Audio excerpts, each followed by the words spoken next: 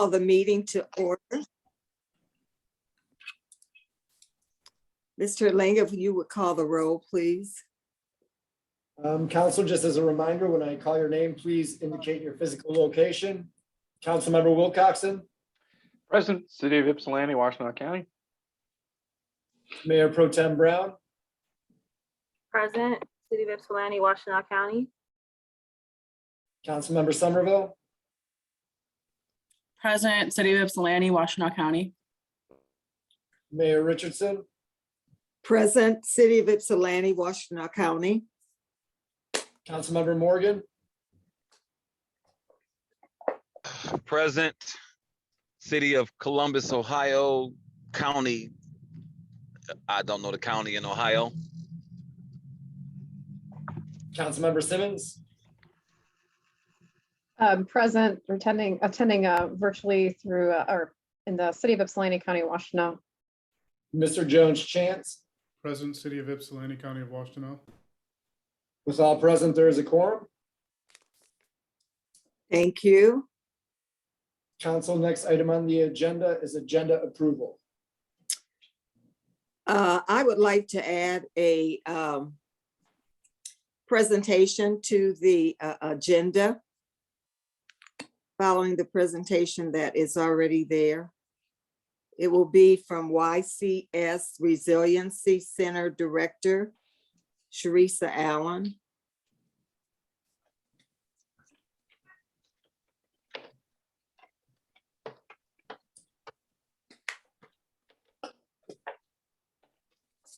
There'll need to be a motion on the agenda as amended. I move to approve the amended agenda. Support. Thank you both. And then there needs to be a vote on the amended agenda. Is that a voice vote? Yes, Mayor. All in favor of the amended agenda, please say aye Aye. Aye. or thumbs up. Okay. Oppose? Okay, hearing none, the agenda stands approved as amended. Council, next item on the agenda is closed session from 6 PM to 7 PM. I can go ahead and read the three items just so they're in the record. Prior to the motion, closed session to discuss pending litigation, MCL 15.268E, Ypsilanti Art Theater Corps versus City of Ypsilanti. Closed session for the consideration of the purchase of or lease of real property, MCL 15.268D. Closed session to consider material exempt from discussion or disclosure by state or federal statute, MCL 15.268H.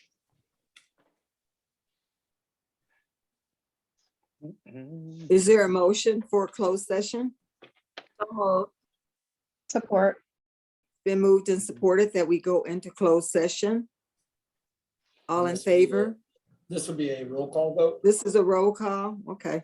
Yes, Mayor. Mayor Pro Tem Brown, Yes. Councilmember Somerville, Yes. Mayor Richardson, Yes. Councilmember Morgan,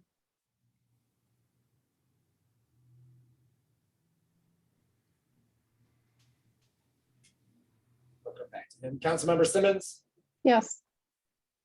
Mr. Jones Chance, Yes. Councilmember Wilcoxen, Yes. Councilmember Morgan,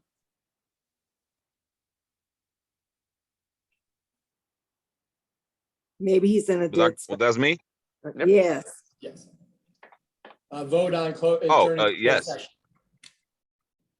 Yes. With unanimous consent, we'll adjourn to closed session at 6:07. I will stop the recording. Council, now would be the time for a motion to reconvene the meeting. I move to reconvene the open meeting. Support. It's been moved and supported. All in favor? Aye. Aye. Aye. Okay, the meeting is now open once more. And then council, prior to moving forward, if there could be another motion to add an additional closed section following section 14 communications. I move to convene another closed session at the end of this meeting to continue continue on the topics that were not covered in the previous closed meeting. Support. It's been moved and supported to continue the closed session after the ending of the open meeting. All in favor? Aye. Aye. I didn't hear everyone. Jennifer and Mayor Pro Tem, you both are muted. Sorry, I Good for me. said aye. All right. It's unanimous to call it another closed session.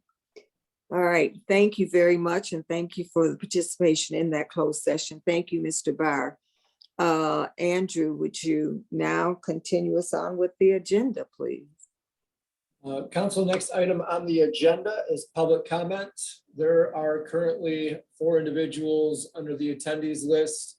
If you'd like to make comment, please raise your hand. You'll have 3 minutes to address council.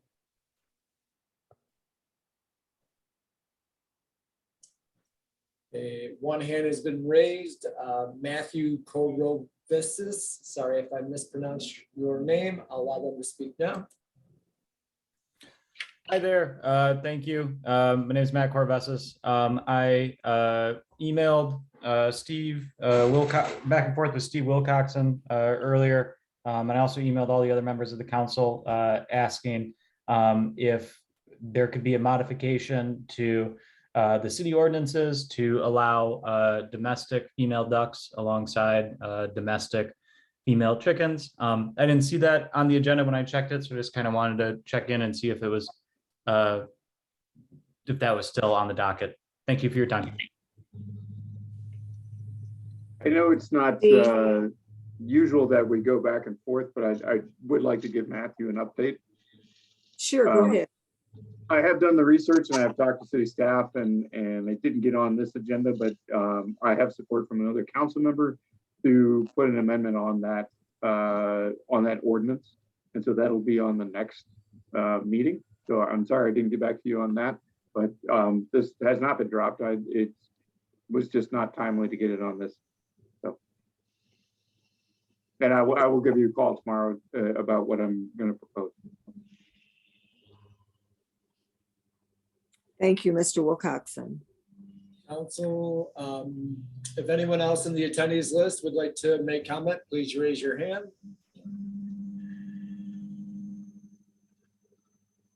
I saw Miss Margolis there. Is she doing a presentation at the time of her resolution? The resolution she's connected to? I'm not certain, but which one is she? That came from Christopher Jacobs, so perhaps you can let us know. Yeah, Nancy can speak during that agenda item. All right, thank you. Well, Council, seeing no other hands raised, we can move on to the next section, which is a presentation by Washtenaw County Conservation District, pilot project to protect trees and woodlots. Summer Roberts, community forester with that organization, is here to make presentation. 1 second, I'll share my screen. I'll bring up that. Hello, Miss Roberts, and Hello. welcome.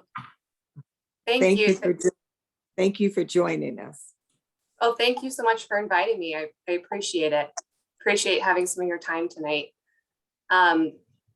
Let's see, can everyone see Andrew's screen? I think he's sharing the presentation for me.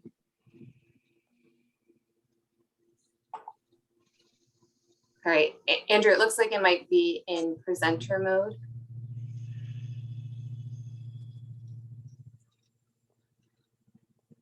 Council, is everyone able to see it? Yes, I can. Okay, great. So thank you again for inviting me. I really appreciate it. My name is Summer Roberts. I work for the Washtenaw County Conservation District, and I'm the community forester. And I'm here to talk to you tonight about a pilot project that we'd really like to run in the city. So next slide, please, Andrew. So I wanted to give you a little background on Washtenaw County Conservation District. All CDs were created following the Dust Bowl, and we have been in existence since 1948. And our mission has been to assist residents with the conservation, management, and wise use of their natural resources. And it's a little confusing. Our name makes it sound like we're part of the county, but we're actually a local unit of state government. And not until 2020, when Washtenaw County residents passed a millage, did we have kind of steady funding. We used to just support ourselves, basically almost like a nonprofit, running off of revenue from our tree and shrub sales. And so it's just been recently that we've gotten a steady stream of funding, and our current executive director has been able to hire more staff like myself. I was hired in April. And so we're building our staff, and we're also trying to build our programs and our outreach to different communities around Washtenaw County. So we're probably best known for our work with farmers, but we really are open to all residents in Washtenaw County, and we're trying to get out there and learn more about the different communities in our county. So if you're interested in learning more about what we offer, I included our website there. And I also included a few of the events that we're currently working on along the bottom. Next slide, please. So I'm here tonight to talk about the Community Trees Pilot Project. And just to give you some context of where it came from, it was inspired by a countywide natural resource assessment survey, which is something that we do every 5 years. This was my first year being involved in it. We send out a lot of surveys in a lot of different forms, paper, online, and we got 948 responses from all across the county, and found out that the top 3 natural resource concerns for residents in Washtenaw County are land use, specifically development, growth, and zoning regulations, as well as natural area preservation and farmland preservation. The second one was forest and woodlots, specifically disease, pollution, fragmentation of wildlife habitat, or loss of other ecosystem services, and a lack of management. And the third top concern was water quality and temperature. So specifically groundwater and surface water quality, as well as stormwater management. So from this survey, we started thinking about, well, what could we do? What kind of projects or programs could we implement, knowing what residents are concerned about, that would potentially address all 3 of those categories, or in some way help residents recognize what they could do to take action in their own community. So we started to think, well, how about some goals where residents can understand how local policies impact their trees and forests, including some of those ecosystem services like stormwater management, and maybe also be able to provide examples of alternative policies and step-by-step guides for how they can get involved in their local government, such as forming a natural resource board. Next slide, please. So we were able to secure funding from the Michigan Department of Natural Resources Urban and Community Forestry Grant, and we're in the process of hiring student contractors who will help us conduct an overview of current ordinances, zoning policies, and master plans as they relate to community trees. And I've included on this slide some inspiration from a nearby county, Macomb County. They actually did a very similar project a few years ago and produced these great kind of documents and handouts for their residents. And they went ahead and identified strengths and challenges and opportunities, as well as did a code and ordinance review looking at trees specifically in their communities. Next slide, please. And the second thing that student contractors will help us do under this grant is to use GIS to assess the current distribution of trees in the pilot community, and also to present some potential priority planting areas. And we're hoping to get community input to help us figure out how to kind of tailor that to each community. But some examples include tree canopy, impervious surface, development trends looking into the future, as well as priority planting scenarios that could be based on equity. They could be based on an ecological benefit lens, or it could be ease, just simply where's the low-hanging fruit for planting or preserving trees. And as well as others, as we'll identify, hopefully with help from you and help with the gaining insight through local survey. And so again, I put some maps up there from Macomb County. There's a link on the bottom if you're interested in seeing more of what they did. And the final step under this grant will be to hire a professional graphic designer who will help us compile and format everything and make it really digestible and easy to hand out to residents and for them to hopefully use as a reference. Next slide, please. So I also wanted to give you kind of an overview of the pilot project or grant timeline. So here it is, December already, and meeting with local officials and staff, and I'm working on getting kickoff meetings with student contractors. And then in January, like I referenced, I'm hoping to get some local surveys out to the pilot communities that we're running this project in. And then February through June, the students will be working hard. I'm hoping to at least keep in contact with city staff and any city council members who are interested via email. And then in July, a graphic designer will be hired to format the community profiles and map sets. And then in August, I would love to meet with all of you again to review the community profiles and map sets and discuss any lessons learned from the project, any next steps, anything like that. And we have to have the whole thing wrapped up by September 1st. So it's going to be a lot of work to get done in a short time. We're excited. And thinking about the long term, we are hoping we're using this kind of as like a research project. And if we're able to develop something that is useful for local officials and city staff and the residents of those communities, then we might be able to like roll it out to other communities in Washtenaw County. So we are thinking long-term about this project and hoping that it will develop in that way. Next slide, please. So that was kind of a quick spiel on the project itself. And I guess I would love to hear any feedback that you have. I'm very curious. I've been talking a little bit to city staff. I just had a meeting with them yesterday. But I'd love to know if there's any other, city initiatives or goals or any existing programs or plans or efforts that I should be aware of. If there are any points of friction that you'd like us to explore or to avoid.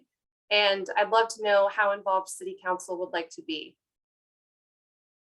So I'll stop there and ask if there's any questions and if you have any comments about those kind of questions that I put on my last slide. Any question, Mr. Wilcoxon?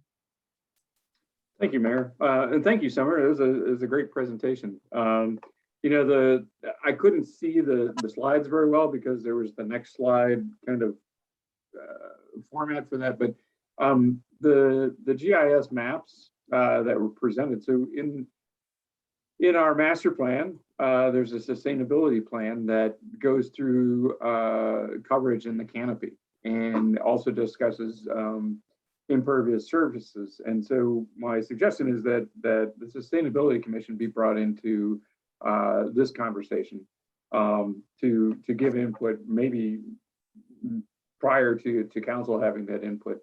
But if you talk to staff, I'm assuming you've talked to Ron Akers and Bonnie, who were integral in that, and they know that information and data as well. But there are people on the Sustainability Commission that would be good to involve in that conversation as well. So, and just a statement, we get a lot of complaints at this point because, a lot of the neighborhoods, when they were developed, were planted with maple trees, and those things are coming to the age where they're, recent windstorm, my neighbor's trees, dropped a lot of limbs and put a very small portion of our community out of power.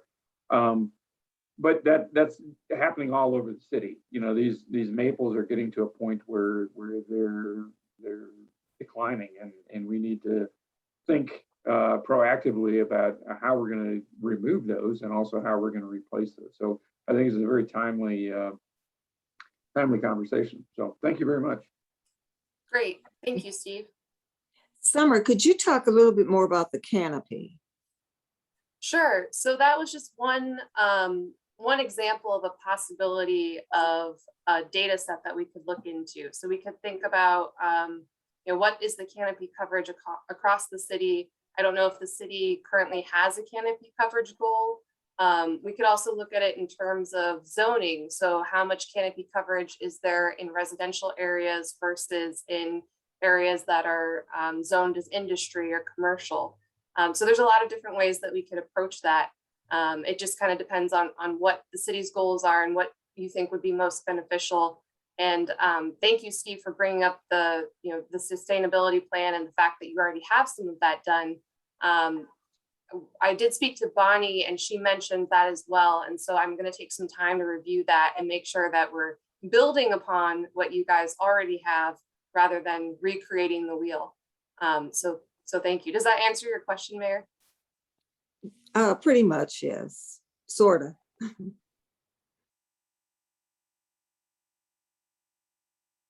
Any other council with questions?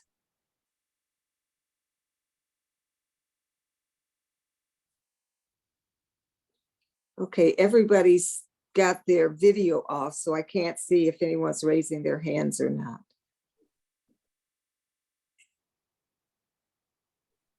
Okay, council's not saying anything, so I'm believing that no one else has a question or comment. Okay, seeing and hearing none. Thank you. Want to say thank you again, Summer, for coming and sharing with us. And I do know that over the years, the city has been very proactive in planting trees. And I don't think we're ready to give that up or to stop now. So thank you. Please continue to talk with staff. And if you need to talk with council, please reach out to us. I appreciate that. Great, thank you, Mayor. Is email the best? And is there one point of contact I should email on the council, or should I send an email to everyone? Well, if you send an email for council, if you send it to Clerk Alinga, he would get it to either all council people or to the person that it needs to go to. Correct, Clerk? Yes, that's correct. All right, thank you. Okay. Perfect. Well, thank you again so much for the opportunity to speak with you all. And please reach out to me. I think Andrew has my information, and I believe I sent an email to all of you at the onset of this. So please feel free to reach out if you'd like to have a further discussion. All right, thank you. And have a nice holiday season and a happy new year. It's all Thank about you. right now. Yes. Same to you. All right, thank you. Council, next item on the agenda is the added presentation, Ypsilanti Community Schools Holiday Support Drive. Not seeing the presenter on for that. Okay, I just got a text from her at 7:17. She says she's waiting to get in. I sent her a link. I don't know what the issue is. She may have tried to join at 7 o'clock and not been able to. Okay, I will just tell her to try again. I'll resend her the link. Okay, thank you.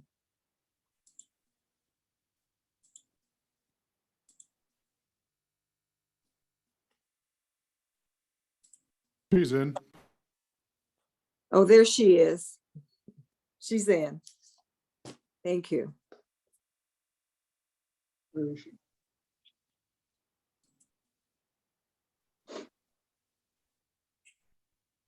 Okay, Miss Allen, the clerk was just calling you forward when I picked up my phone and saw that you were not able to get in. But welcome to our meeting, and we're eager to hear what you have to share with us. And Mr. Morgan, before Ms. Allen starts, I am so happy to see that you got where you needed to go. Thank you. Yes. All right. Ms. Allen. Hello, everyone. I am Sharissa Allen. I am the Programs Community Liaison and McKinney-Vento Liaison for the Ypsilanti Community School District.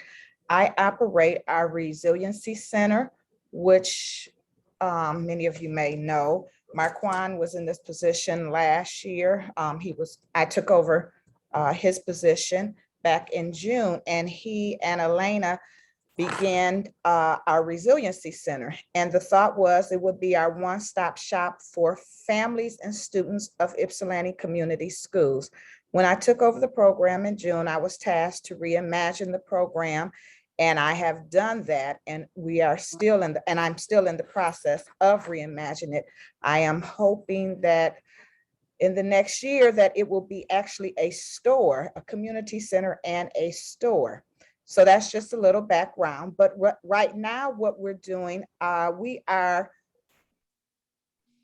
wanting to make sure that our families in the Ypsilanti Community School Districts have what they need for the holidays and that the children can wake up with a smile on their face.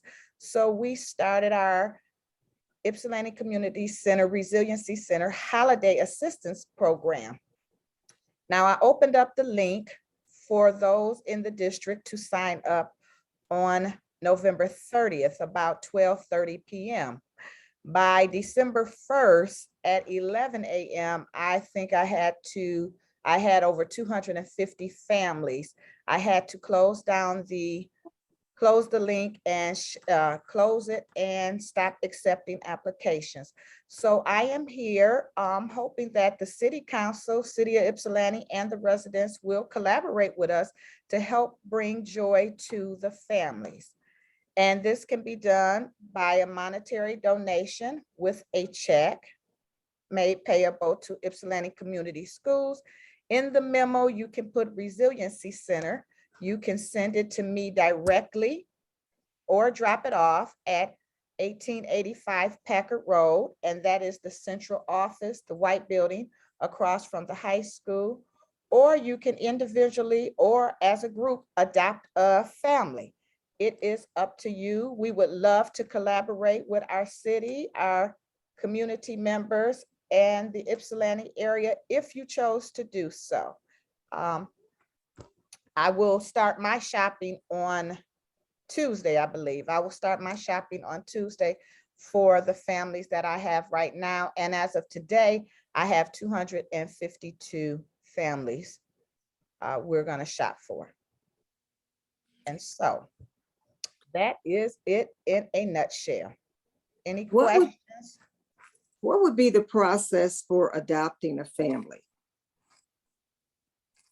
The process will just simply be contacting me by phone or email, and I will then connect you with the family.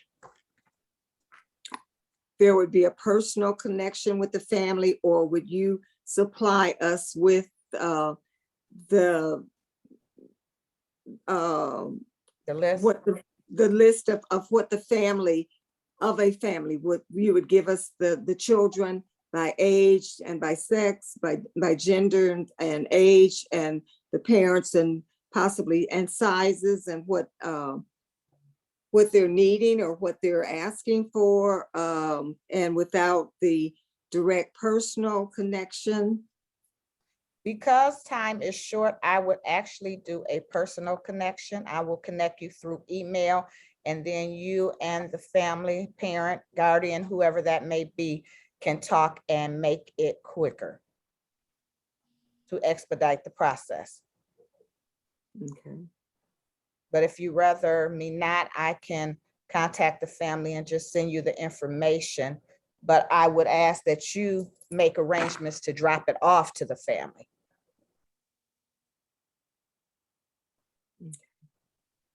Council, any questions or comments? I see Steve hand is up. Okay. Steve?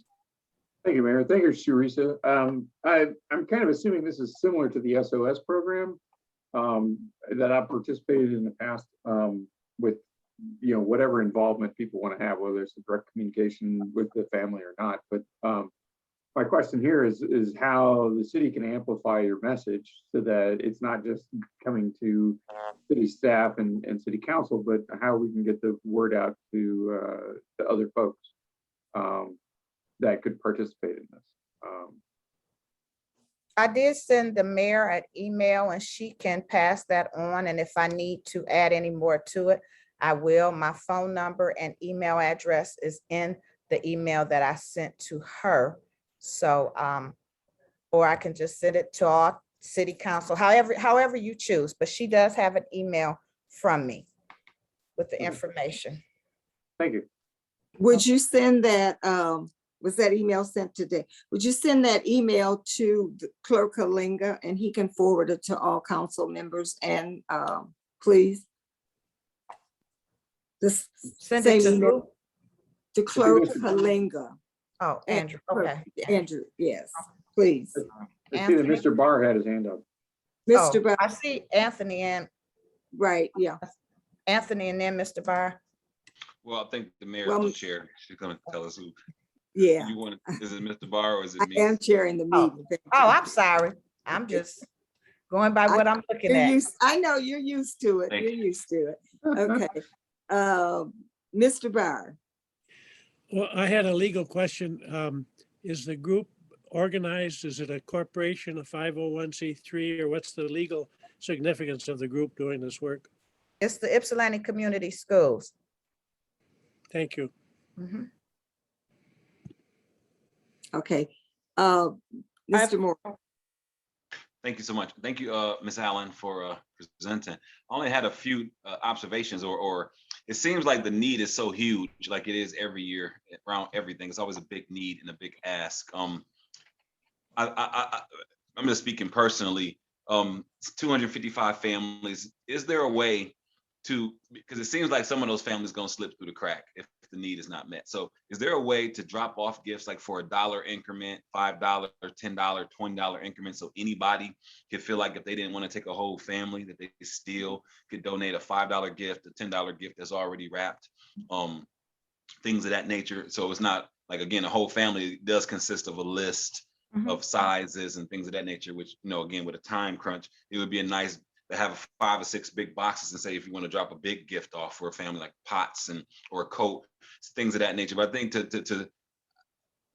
again, I think just different ways also, because I would like to, I don't want to do a family. I think that's a bit much for me and my family to do. But again, we have like a $25 budget, $50 budget that we can split that up amongst a few people, or just drop a $50 gift card off. So just have like a few other avenues, I think, as opposed to taking, like I say, entire families. I think we should. And I was thinking, are there community partners that does any fund matching? Like if the United Way gave $1,000, perhaps we could match that or something to that effect. But I'm interested. When I get the email, I will be attempting this. Again, I have a $50 limit that I would like to hopefully break down into $5, $10 gifts and make somebody happy. Thank you. Anthony, I am open to whatever. I have other community members, some of our community partners who have just sent in a check. Some have just committed to buy a coat. I am not boxing myself into anything. So I'm going to tell you how I'm shopping for ages like 0 to 3, 5 to 7.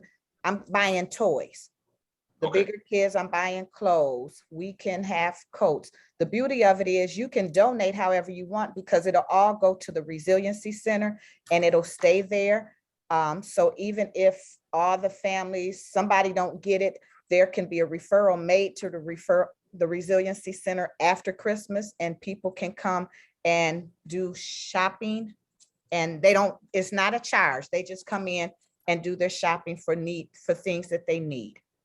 And so maybe one day I can invite you guys over and just see the Resiliency Center, so you'll get a better, more visualized view of what we're doing and what we're trying to do. So if you want to drop it off, please do, and do that at this central office. I'm at the central office.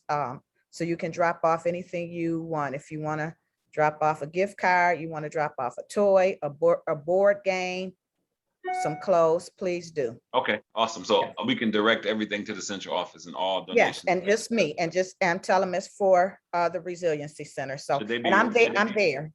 Should they be wrapped or not wrapped? You, however you choose, just if they're wrapped, let me know what's in it. Okay, Thank you so much. okay. Thank you, Mayor. Mayor Pro Tem, I see is your hand up? Yes, I think Councilmember Somerville had her hand up before me, but I It's can't okay. I'm see. sorry. I don't have my camera on because I'm sitting with like a special pillow because of my back. Okay, I just had a quick question. I didn't see your hand. I'm sorry. No, it's okay, Lois. I know. Sharissa, do you have a timeline? I know you said you sent the email out on the 30th.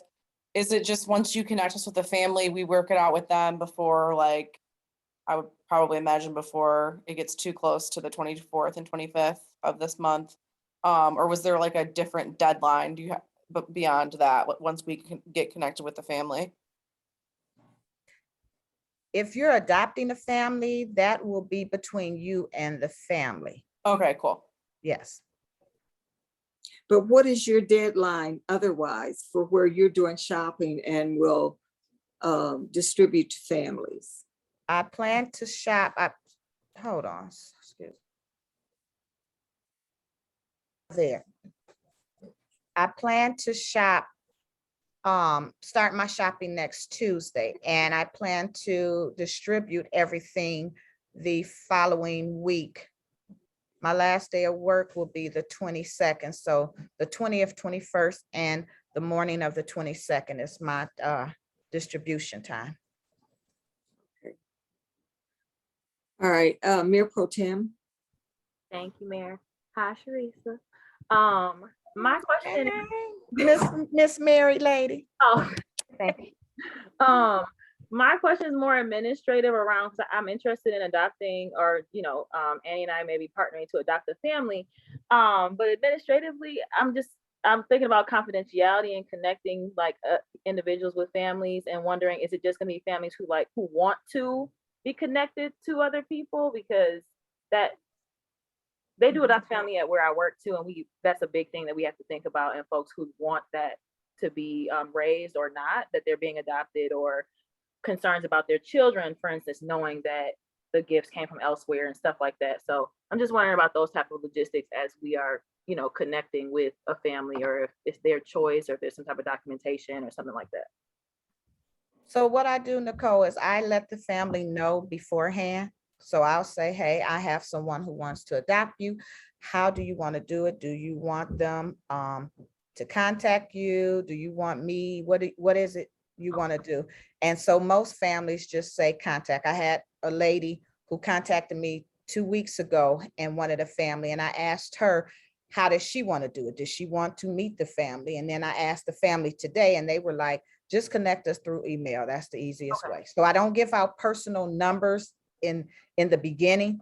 Even when they say connect us, I just do email just to, make sure everything is all well. Cool. Okay, thank you. All right, thank you. Any other questions or comments from council? Steve?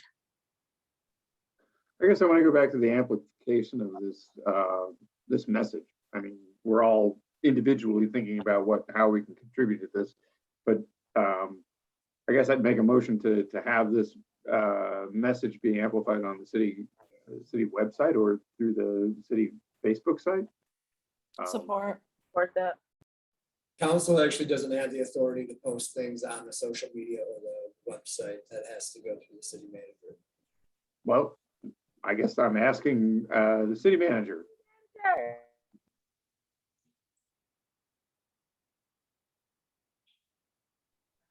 Did we get an answer? Sure, if this is the consensus of council to put it on there, I will.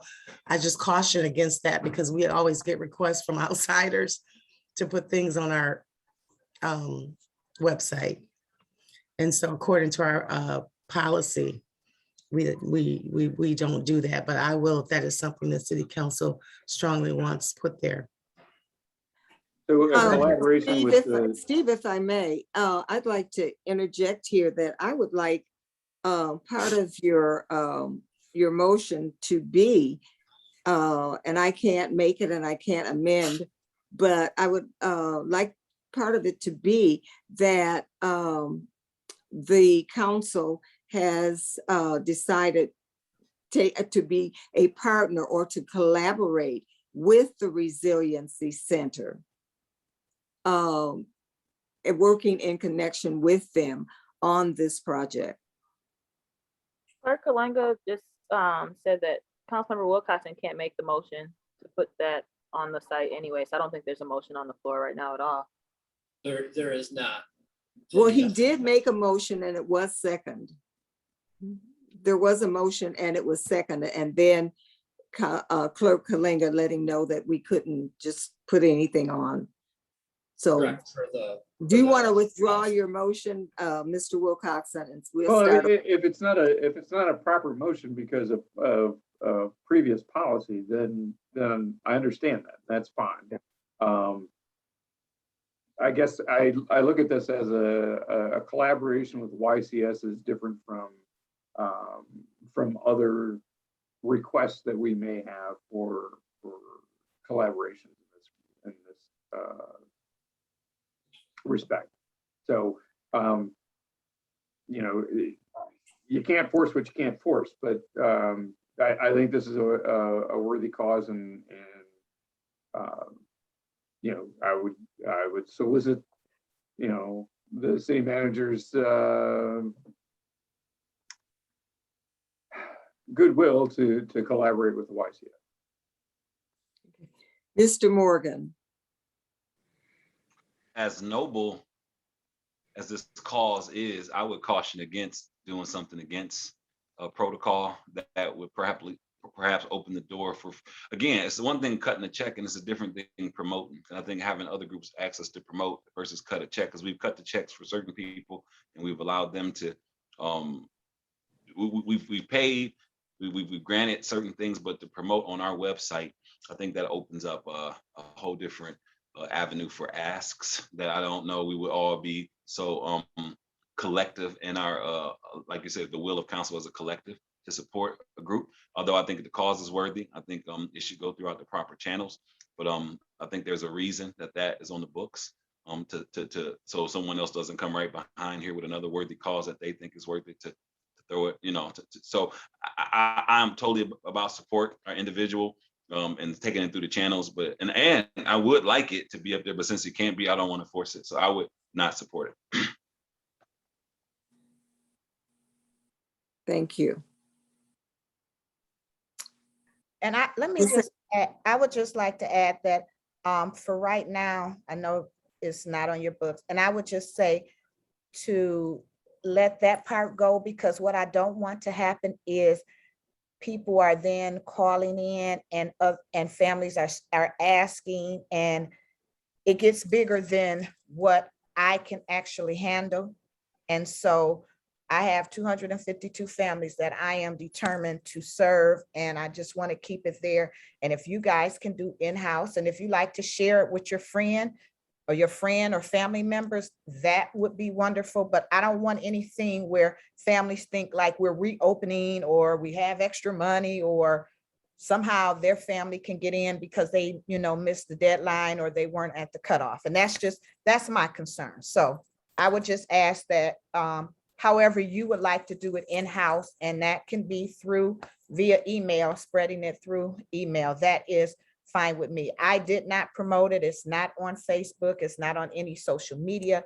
It came through our marketing specialist and she sent it out to our community members and families of YCS, community members, partners, and families of YCS. So I just don't want to open up something that may get bigger than what I can actually do. I agree with Mrs. Allen, because actually even allowing that may make people think that we ourselves are having another list, as she said, and they'll begin to call. So thank you so much for having the insight to see that. And of course, we will promote it, I believe, as much as we can. Thank you. Mr. Morgan. Could I make a motion to perhaps take $2,000 from the social equity fund, the marijuana, and donate it to the cause of the Christmas Family Resiliency Center? Can that happen? There's no more money in that account. That's why we can't do it. But if it's We there, also, we wouldn't be able to do that anyways. I didn't Couldn't realize. use it. It doesn't fall within the guidelines. for- Yeah. Correct. It also Right. doesn't fall. Okay. within It your- has to be with them, yeah. we'll strike that from the record. My Okay. goodwill intentions are done. Is it possible, following along the lines, of course, not the social equity, but we do still have some money in the youth grant, youth grants budget line. Is it possible to use some of that to follow through on what Mr. Morgan was wanting to move?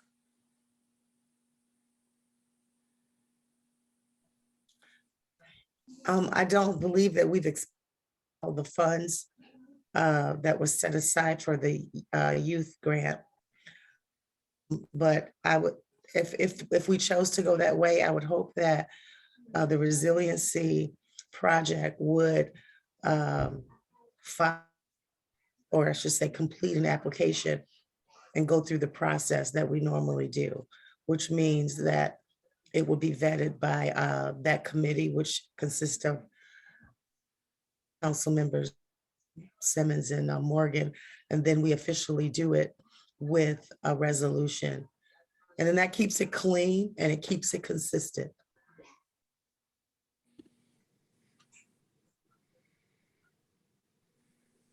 And I have no objection to that. I don't know if, Mr. Jones-Chance, we haven't heard from you. You have some words of wisdom for us. Not usually. I'd have a question though, Mrs. Allen, what do you actually need for this project for these 252 families right now? Brian, the way it was set up, there was not, I took it over. I didn't really do my ideal. So it's really just broke down into ages. And that's really what it is. It's 0 to 3, 3 to 6, 6 to 9, something like that. And so I am just going off of what Marquand did last year. And he just went to the store and bought gifts in the age ranges. So for kids, I know for kids, my grandson, he does not want to open up a present and there are pants and socks, okay? So little kids, they want gifts. Some teenagers may want board games. So I'm just kind of flowing that way. I can't say specifically what I actually need. Okay, so we either need money to get the stuff or the stuff. Right, correct. That's really all you need from council right now. Right, so either way, you can say, write a check, and that would be fine. That's what has been done with several other of our community partners. Or you can do like Anthony suggested and just say, we're gonna go buy some things. And so all of that can be used. Oh, I think sounds like we know what we need to do is just get the word out via the appropriate channels about this holiday season, and then maybe, going forward, look at how to partner and assist the Resiliency Center going forward. I like that. Because there will be ongoing needs at the Resiliency Center. But right now, we do need to make a decision. Ms. Allen, would you want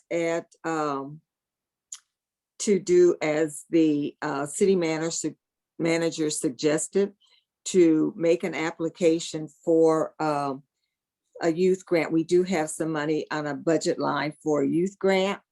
I do believe that the application is very simple and easy, and it might not be for now, but it could be ongoing support for the Resiliency Center. So. Nicole's hand is up, so I don't know if I'm gonna respond. Okay, or I don't wait see For her. Nicole, to Mayor Pro say. Tem, I can't see you. I don't know. Oh, sorry, I'm right here. I don't want to answer for you, Teresa, but I want to answer before you. Respectfully, I think that at this juncture, to ask her to go back and do the application for this particular thing would be a lot. Personally speaking, and I can see her face when you were saying that. But I see your face too, Mayor. But what I would suggest and what I would challenge council to do is what Teresa came and asked us was to participate ourselves and do what we can do to support them. So I would challenge council for us to figure out how we can support them and also get the word out and then plan for the future, like Brian said, around how do we help the Resiliency Center in the future rather than going through this process.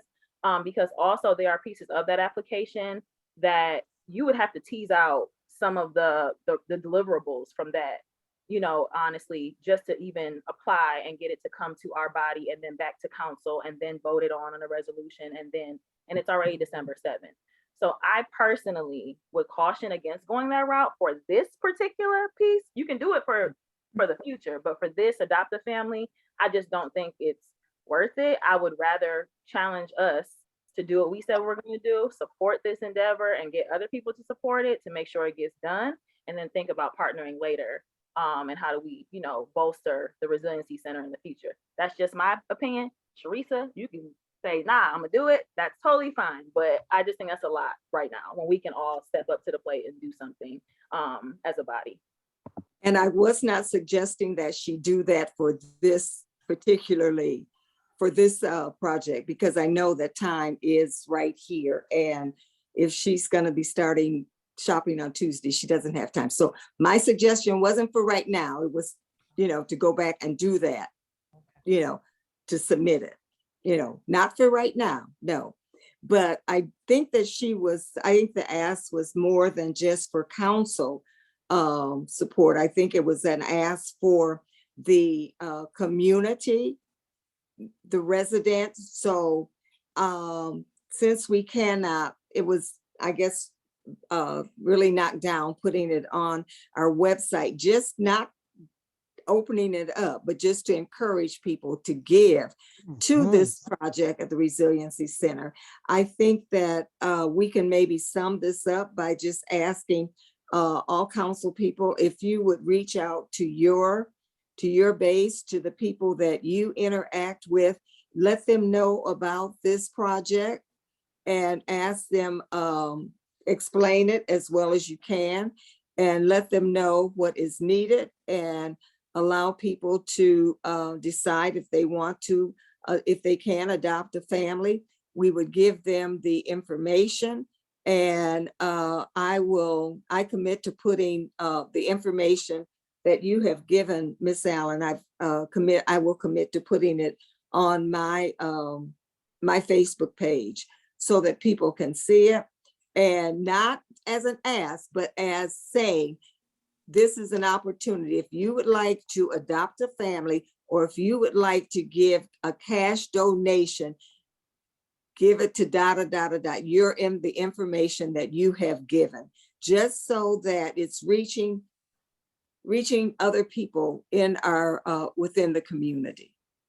And I don't mind that. I just want to say, and I said this to you earlier, I am a team of one right now. Right. So I really don't want it to, because I don't want to sound contradictory, City Council. I really don't. I appreciate your collaboration. I would love whatever you give, but because it is December 7th, because I'm doing this with a few volunteers, I want it simple as possible. And so,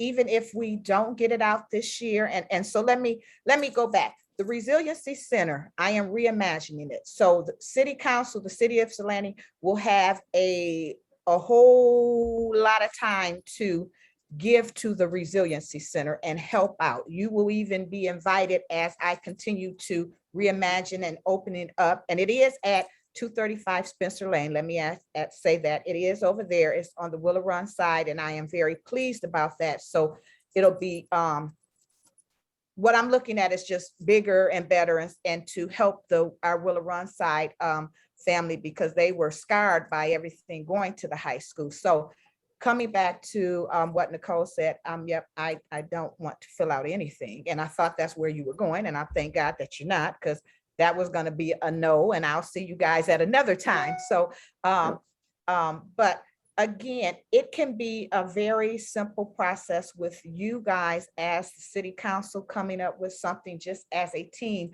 for right now due to the time constraint. And so I am fine with that. I just don't want anything getting bigger. I was up at 4 o'clock in the morning responding to emails and things that I have gotten since November 30th. And that's a true story. I was up trying to make sure I responded to everyone so no one felt left out. So I just don't want it to get out of hand. And so right now I have someone who is a great organizer who has the Excel sheet, getting it down, getting it color coded, and I'm ready to move out on Tuesday. And so it's not me saying no, council. It is saying thank you. I am grateful, totally grateful, but we can do this as a team of the ones that are on here. If you understand that, and I hope you do. Okay. Mr. Wilcoxon. I understand. Thank you, Sharisa, and thank you, Mayor, and thank you, City Manager and City Clerk. I will be reaching out, Sharisa, and I think this discussion has been fruitful, and I want to thank everybody for pledging to contribute to it. So, that's all. Okay, thank you. Any other questions or comments? Just one last one. So we're gonna get the information to Andrew and then he'll send it out to all of us so we know exactly what to do. Okay, perfect. Thank you. That was my understanding, is that Sharisa would send that Ms. Allen would send the email to Andrew and he would forward it to all of council. So. And council, if I may, Miss Allen, I'll just email you in the morning so you have my email and you can get that to me easily and I'll forward it to everyone. You're muted. Thank you very much. And thank you. I am grateful for each of you for supporting the children and family at Ypsilanti Community Schools. We really are. So thank you. Thank you. Thank you.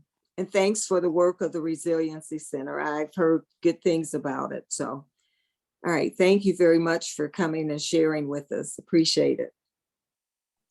I appreciate each of you. Have a very good evening. Have a happy holiday. And again, I am at central office. I can be reached there at any time of the day, Monday through Friday.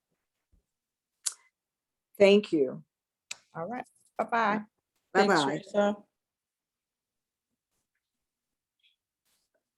Council, moving on to the next section, the agenda, resolutions, motions, and discussions. Resolution number 2021-259.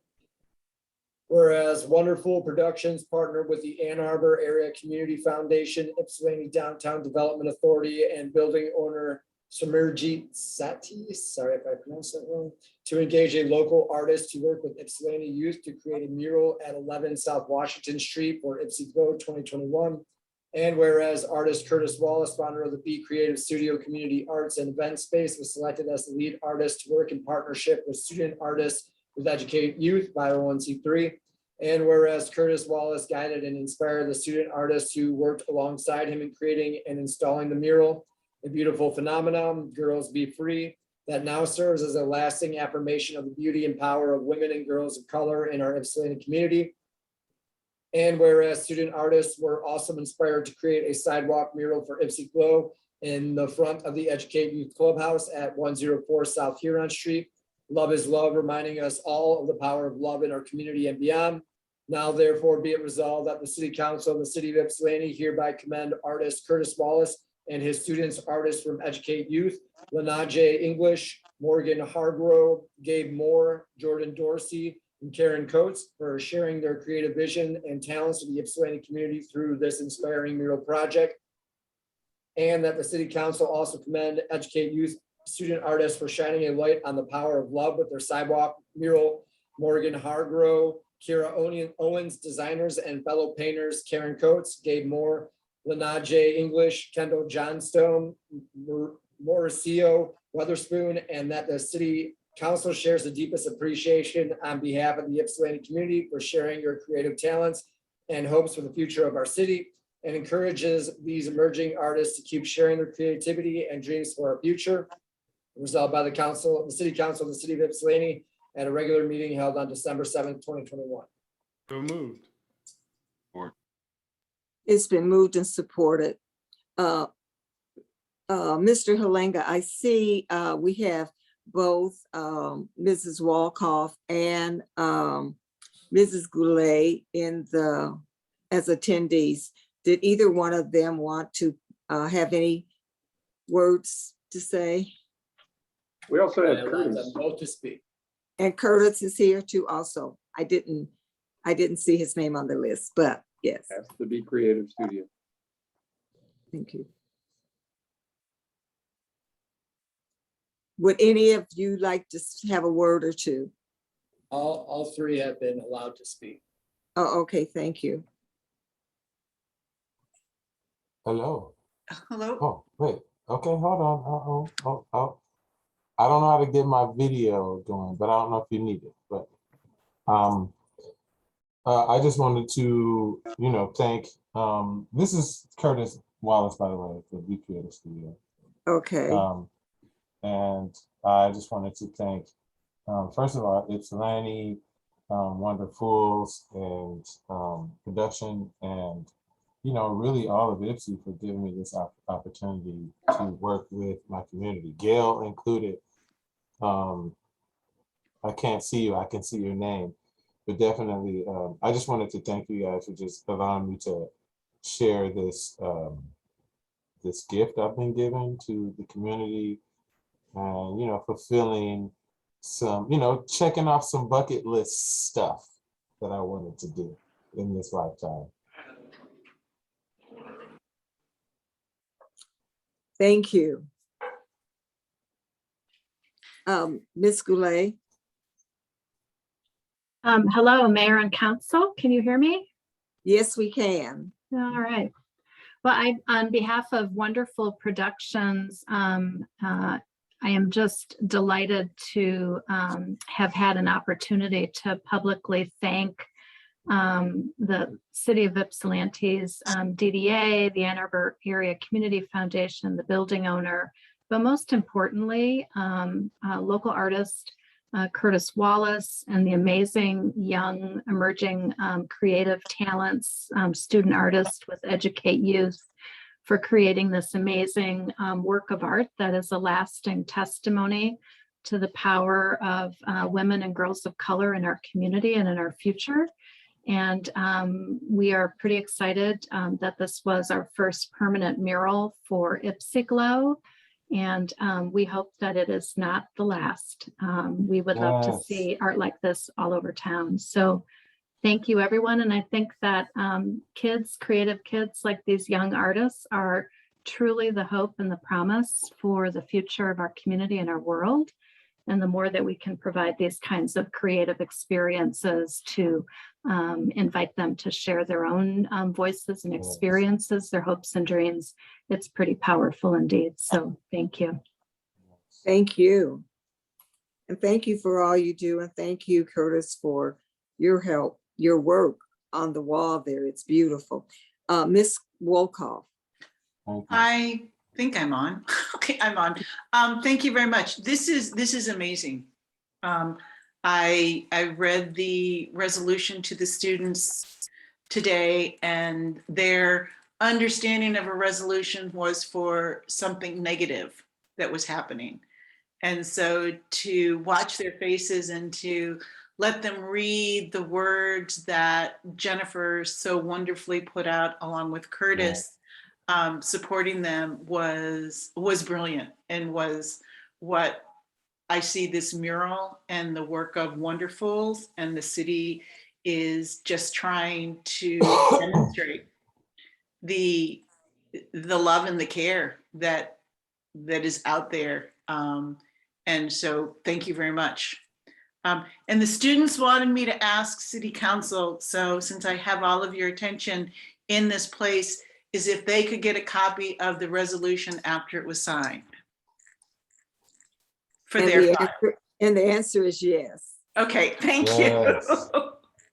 I was like, oh no. So no, thank you very much. And it's lovely. Okay, thank you. And thank you for the work that you do with our youth. We appreciate it very You're much. welcome. Okay, now any discussion or questions from council?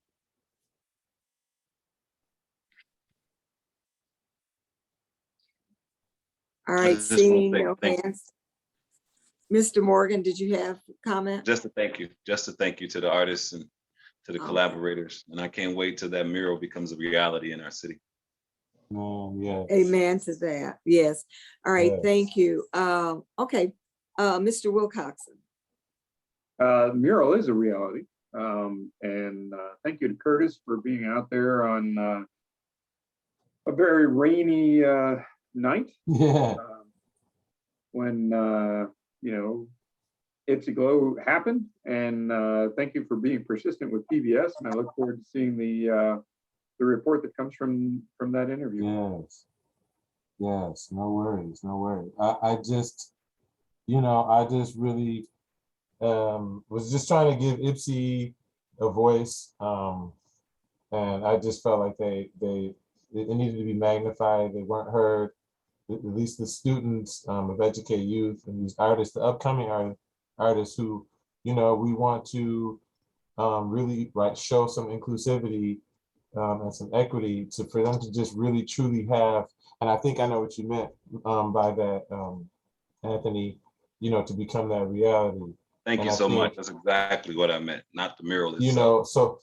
So we know the mural like itself is there, but to have the true, just more than just the visual representation happening. I think that's what you were getting at.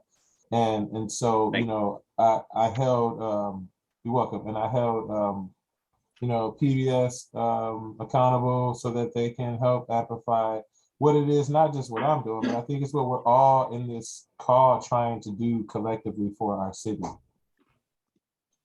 And so it's no problem. It's my obligation to the universe and to my community that has literally supported my art and my cultivation of art since I've been here. And so, yeah, it's no problem. Thank you so much, Curtis. We really appreciate the work. And I'm glad that Washington Street is fully open now so that people can drive by and actually see the mural, and hopefully they go around the block and come back again. So thank you very much for your work, and thank you for, we just wish you continued success as you move on, checking off your bucket list. I heard this was on your bucket list. Just keep checking it off. But don't make the bucket list every time you check something off, put something else on. So you're not put two things on. All right, thank you. All right. Thank you so much. Any other discussion or comments from council? Seeing none, Mr. Halinga, would you call the roll, please? Councilmember Somerville,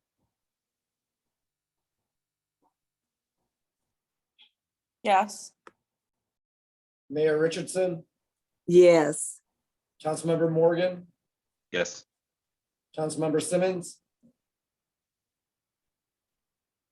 Yes. Mr. Jones Chance, Yes. Councilmember Wilcoxon, Yes. Mayor Pro Tem Brown, Yes. motion carries unanimously. Thank you. Council, moving on to the next item, resolution number 2021-260, that the minutes of November 16th, 2021 be approved. So moved. Or It's been moved and supported. Any additions or corrections to the minutes? Okay, seeing none, would you call the roll, please? Mayor Richardson, Yes. Councilmember Morgan, Yes. Councilmember Simmons, Yes. Mr. Jones Chance, Yes. Councilmember Wilcoxen, Yes. Mayor Pro Tem Brown, Yes. Councilmember Somerville, Yes. motion carries unanimously. Excuse me, I'd like to make a motion before the next item. I'd like to move that we move agenda item E to replace in between, I guess, after this last agenda item B. Is there any support for that? Is there a I reason? don't, Mr. Barr, can we move things around on the agenda once the agenda has been accepted? Yeah, so somebody approves my It's motion. we approved. can. I'm asking that because we have a guest here, I believe, for that item. Yes, Your Honor, it's possible if council approves. Okay, thank you. That's all I wanted. I just wanted to know that we could do that based on the rules. Was there a second to that? Support. It's been moved in second. Council, if I may, there's actually a couple members. There is 1, 2, 3. There's 3 individuals on the meeting right now that have agenda items. Well, So prior to So moving okay, so you're saying Okay, agenda item D has somebody here? yes, Okay, so I'd still like to move up agenda item E after what we just did, which was agenda item B, and then the And other one would be the agenda item- recycling one, item F. if I could just perhaps, instead of doing that, maybe just move item C to follow item F. That would be the next 3 items on the. Bump it up. Okay, thank you, Andrew. it is moved in second, but we still need to vote on the motion. That'd be a voice vote motion. All in favor of moving the items Still around on motion the on. agenda? Aye. Aye. Aye. Aye. Aye. Aye. Motion carried. Any opposes? Nay, thank you. Thank you. All right, you will make that adjustment, Mr. Hellinger, please. Yes, Mayor.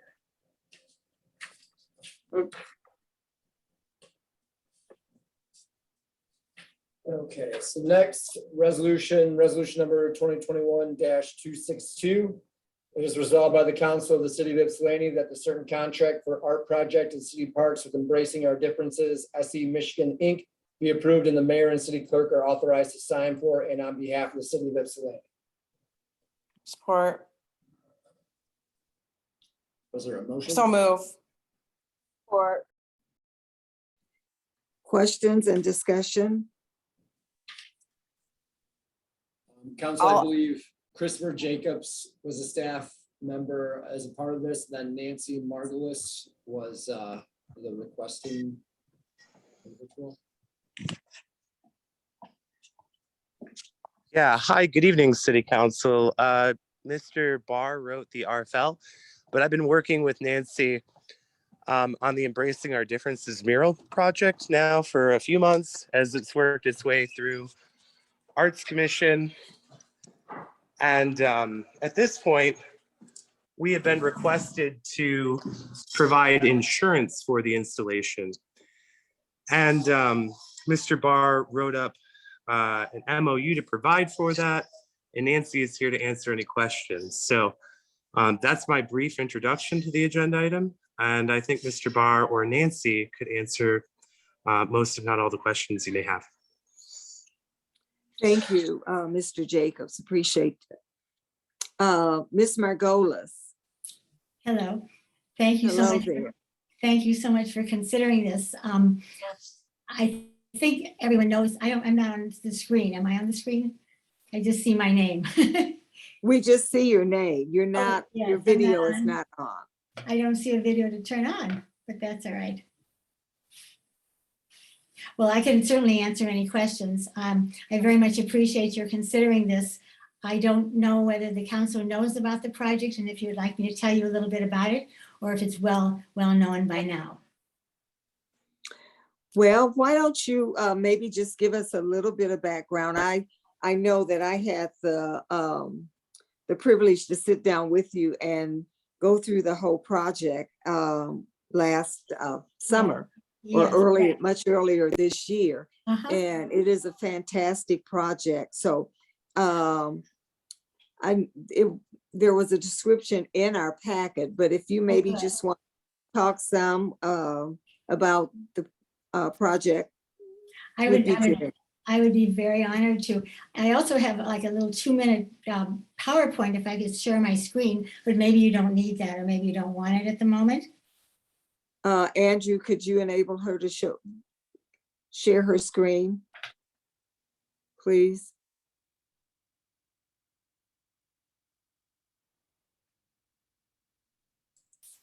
You should now be able to share your screen.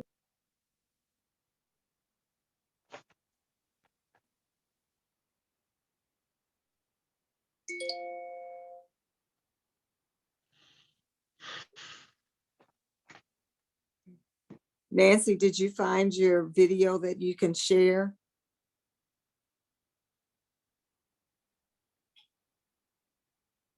You're muted if you're speaking. I think we lost her. I see her still on the screen, but she's muted. Nancy, you need to unmute if you're speaking to There, us. okay, there, There. now, good. Now I'm going to try and share my screen and see if that will work. Okay, thank you. Do you see it now? Yes, we do. Good. I May I do. start? May I start? Embracing Yes. Embracing Our Differences is an art and education program that started in Sarasota, Florida. Sarasota has run this program for 18 years. They send out a call for art on all kinds of diversity, race, sex, LGBTQ, etc. They received something like 18,000 art pieces last year, and they blew them up to billboard size and put them in a park like this. Through an agreement with Sarasota, we will use their art, and we're going to use a lot of local art. If we have a call for art for local art, and we will blow them up to billboard size and put them in Gallup Park, Riverside Park, Park Ridge Community Center, and Leslie Park.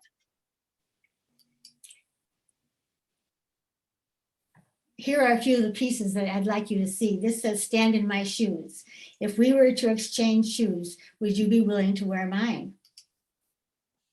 Be different. Anyone can fit in, but it takes real courage to stand out.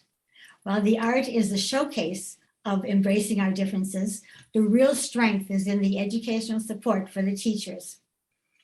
Social equality, that says small struggles. Social equality cannot be achieved if the folks making the decisions all look alike. The school curriculum has been prepared to enhance the teachers' lesson plans at no cost to the schools. Here's another slide that says, "Diversity makes America great. A nation is only as strong as its people. A people divided is a nation conquered." Contrast of life. We are not remembered for what we have in life, but for what we have been given, for what we have given. We plan to offer school trips for school classes and for summer day camps to the parks. We're going to train high school students and adults as docents to talk and probe the messages behind each poster and to sort of generate a discussion among the visitors. This says, "Do these lives matter? Brutality against one is an assault against all of us." The need. Children and adults as well don't always have the words to express how they feel, and these feelings can result in negative and aggressive behaviors. That is why art is so important. Art and quotes can be used as tools to spark discussions. Play together. A simple, sincere smile can dry up our tears. A friendly hug can wipe out all our fears. This program strives to bring together a wide and diverse population to work together to expand consciousness and open the heart to celebrate the diversity of the human family. Tiny Guardian, and how you can help. This says we are all mixed. See, A colorful world. A better society is not a creation, but a collaboration. And a helping hand to summarize. You can help us by getting the word about the program. You could become a docent. You could call me and help raise funds for the program. And this last banner says it all. The way you make others feel is how they will remember you. Thank you so much for allowing me to share this with you. I really appreciate it. And I look forward to seeing you in the parks. Thank you. Thank you. Thank you. Appreciate I that. can answer any questions if you have. And thank you so much for allowing me to share that. You're welcome, and thank you for sharing. Any questions or comments for Ms. Margolis?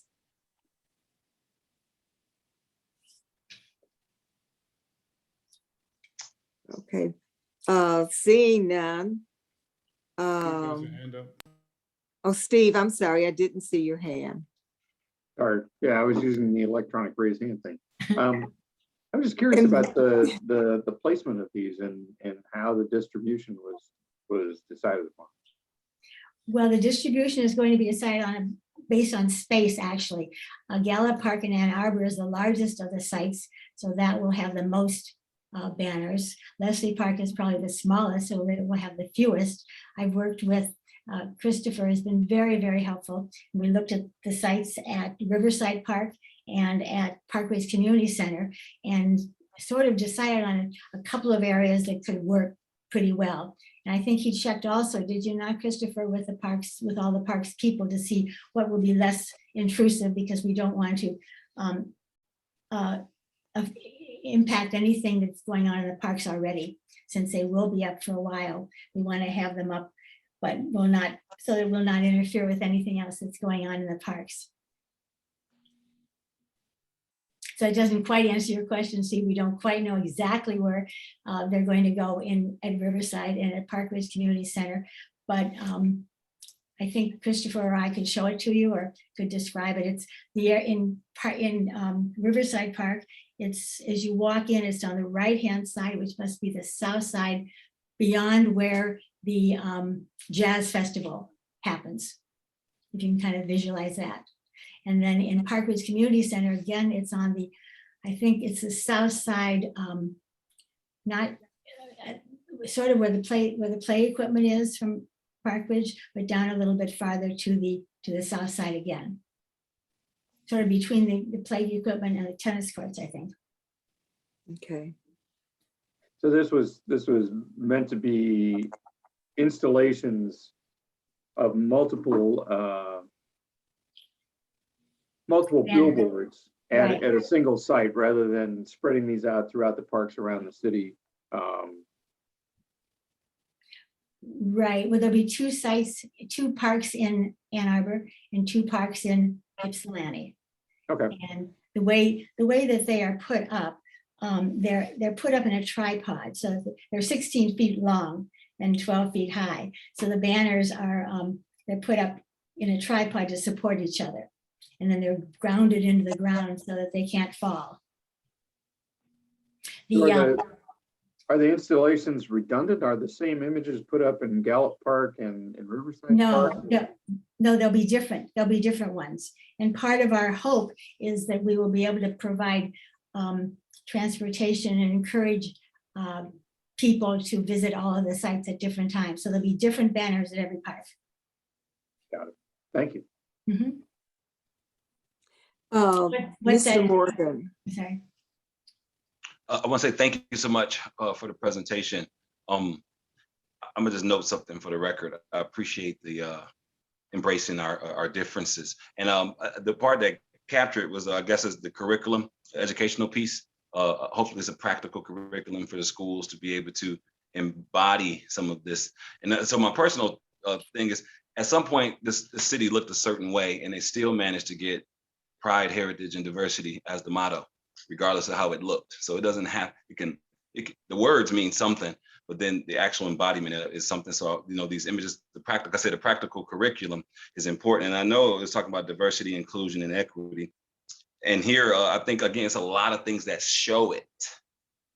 It's a lot of things that you can see it, but then when it comes to, like I say, policy, ownership, and economic conditions, it's not so artistic. It's so practical. But I think having people see it, embody it, and having practical curriculum to try to reinforce it, it seems like it's a good thing. But again, it's a lot of art. It's a lot of wonderful visuals. But we're definitely looking. I think this program perhaps may have some teeth to make it a little bit more practical for the people who enjoy art. So I appreciate you bringing this to the city and bringing it before us. Thank you. Thank you for your comments. We're hoping that in-depth discussions about all of these different messages that the banners show will do just what you're saying, make a real change in people's ideas and thoughts and feelings.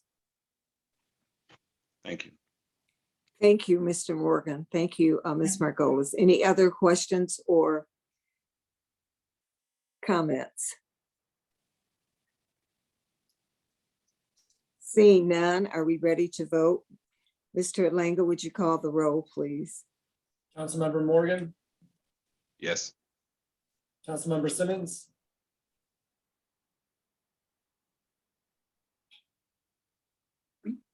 Councilmember Simmons, Mr. Jones Chance, Yes. Councilmember Wilcoxen, Yes. Mayor Pro Tem Brown, Yes. Councilmember Somerville, Yes. Mayor Richardson, Yes. Councilmember Simmons. 6 yes and 1 absence, the motion carries. Thank you. She might have had to step away. She did say earlier that she might not be able to stay for the whole meeting. Well, she just popped back up. Is she here? Councilmember Simmons, are you there? No, okay. All right, let's go. Let's go on with the agenda, please.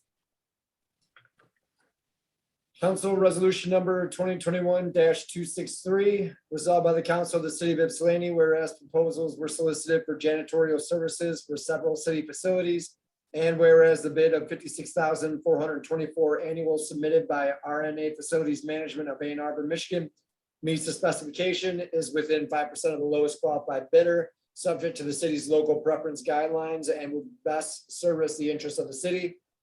And now therefore be it resolved that the City Council of the City of Ypsilanti award the 2021 janitorial services bid to RNA Facilities Management for an annual cost of $56,474 and authorize the city manager to sign the contract documents and any change orders subject to approval by the city attorney to complete the award of this contract. So move. Support. Been moved and supported. Thank you.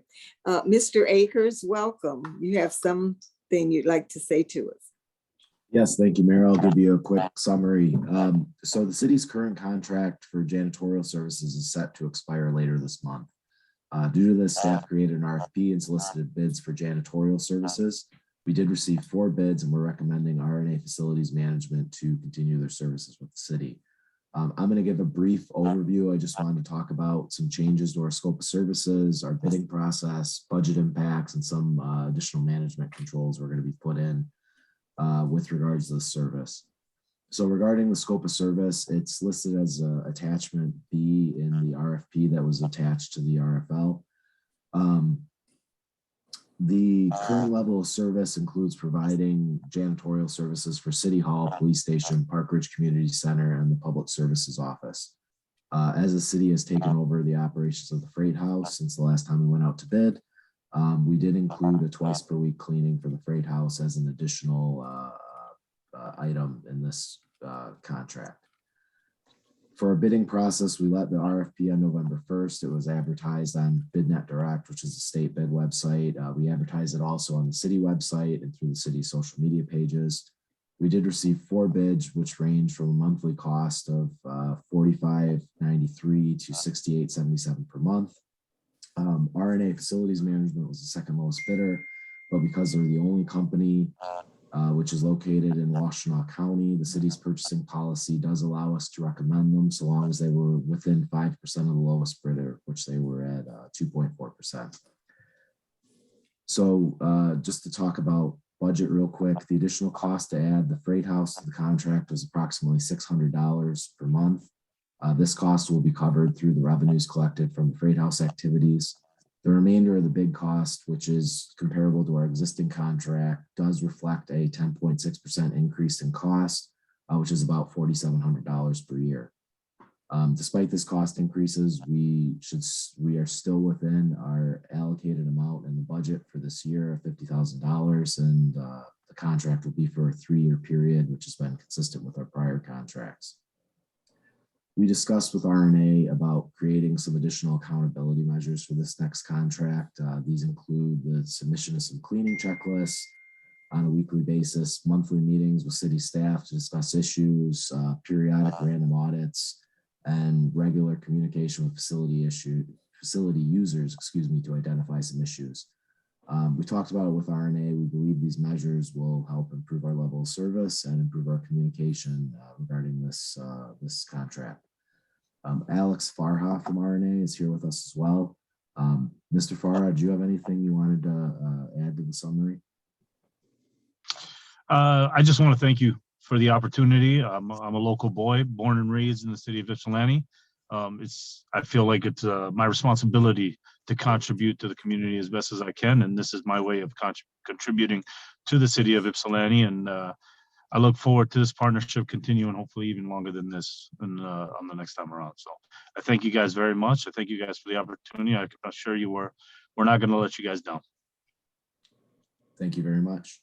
This concludes my summary, and we're available to answer any questions that council may have. Thank you. Mr. Wilcoxon. Thank you for the summary. It seems pretty straightforward. It seems like a good idea to consolidate all this and considering the freight house situation. Just one question is, why isn't the firehouse listed on this? The firehouse is not included in the cleaning services because the firefighters do the janitorial services over at the firehouse. Okay, that's what I thought. Thanks. And they do a good job too. Yes, they do. Yes. Mr. Jones-Chance, I saw your hand up earlier. I'm sorry. Yeah, are there any cost escalations anticipated in the 3 years, or will they be built into a contract? So the term of service will be built into a contract. So the bid was for a fixed price, and that fixed price will be per month for a 3-year period. Okay. And then I noticed that we advertised the package on BidNet. Is there? I just feel like we could have gotten more local applicants. But maybe that's just something to think about, for me to think about another time. But otherwise, it doesn't look like it's the cost is increasing very much, and we can lock it in for 3 years. Doesn't look bad to me. And RNA, are you guys are on Ellsworth, right? Yes, sir. We're right across the street from the Costco. Next to the. And we're the actually speaker looking. place. Yes, sir. The old Across speaker the place. street from what? Costco? Across the street I toured from your building Costco. with I toured your building with some clients a couple months ago. I thought I recognized Nice. it. Okay.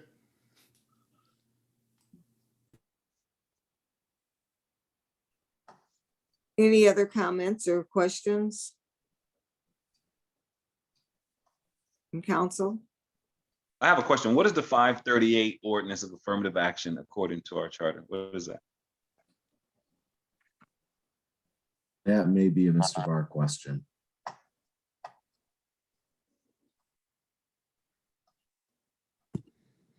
The 538 ordinance relates to affirmative action, actually not affirmative action, but anti-discrimination that we've included in the contracts.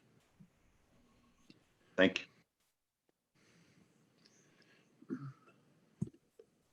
Any other questions or comments? Okay, seeing none, would you call the roll, please? Councilmember Simmons, Yes. Mr. Jones Chance, Yes. Councilmember Wilcoxen, Yes. Mayor Pro Tem Brown, Yes. Councilmember Somerville, Yes. Mayor Richardson, Yes. Councilmember Morgan, Yes. motion carries unanimously. Council, moving on to the next item. Resolution number 2021-264. Whereas Recycle Ann Arbor has proposed an agreement to provide processing and marketing services for the city.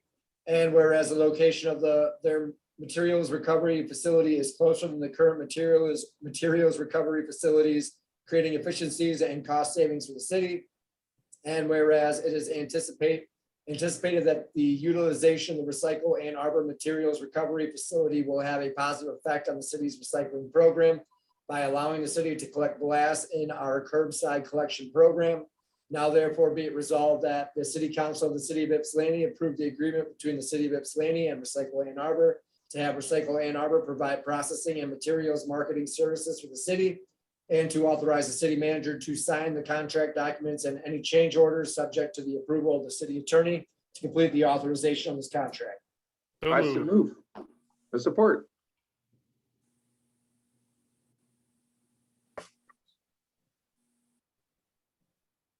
Thank you. It's been moved and supported. Any questions, discussion? Mr. Wilcoxen. Always. This topic comes up in Sustainability Commission frequently, and I just want to say that Ron has done a wonderful job of being in communication with Recycle Ann Arbor. I used to be on the board at Recycle Ann Arbor back in the day when the MRF was still operating. This is big. We got a lot of flack from constituents when we discontinued collecting glass at the curbside. This was a huge deal, and people were like telling us that we should be negotiating a new contract with somebody else, and Ron explained the economics of that situation, and now he's done due diligence and had that conversation with RIA and has shown that we can do this in a fiscally responsible way. So kudos to Ron. And that's it. I think this is great. Any other questions or comments? Yay, glass. Mayor Richardson, we do have Brian Weinert from Recycle Ann Arbor here at the meeting. I'm not sure if he had anything he wanted to give an overview of. Welcome, Mr. Weinert. Did you have some words for us? Just a few. I want to thank you very much for this opportunity. Thanks to Mr. Akers for shepherding this through. I really appreciate working with him and with the city. I think the memo that you received summarizes most of the issues.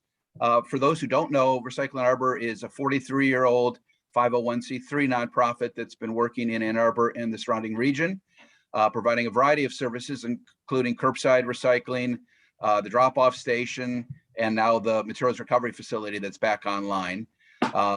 We have a recent now 10-year agreement with the City of Ann Arbor. So it's on City of Ann Arbor property. The site is owned by them, the building is, but we provided all of the equipment inside the facility. It got mothballed for about 5 years. And Ann Arbor and other communities, surrounding communities, have had to find other places to send their recyclables at greater cost and impact on the environment. We're really pleased that we've got a local processing facility back in our backyard, so really happy on that.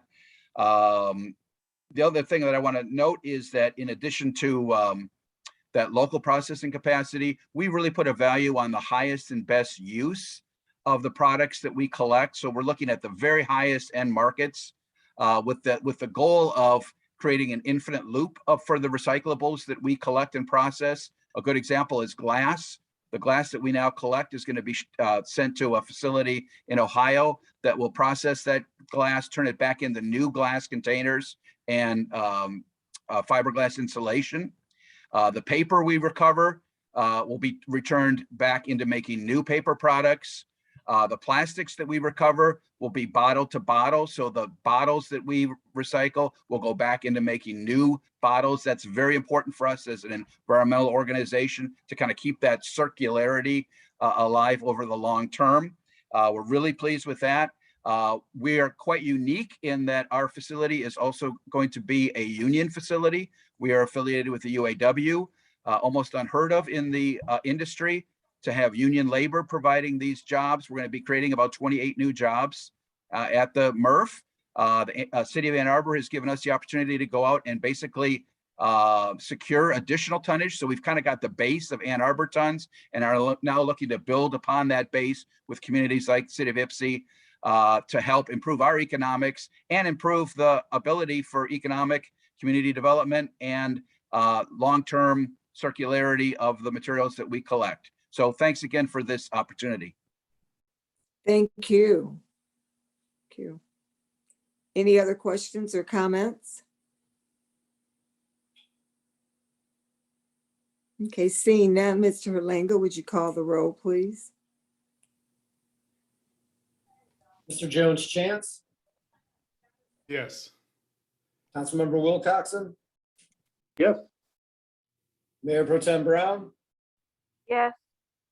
Councilmember Somerville, Yes. Mayor Richardson, Yes. Councilmember Morgan, Yes. Councilmember Simmons, Yes. motion carries unanimously. Thank you, folks.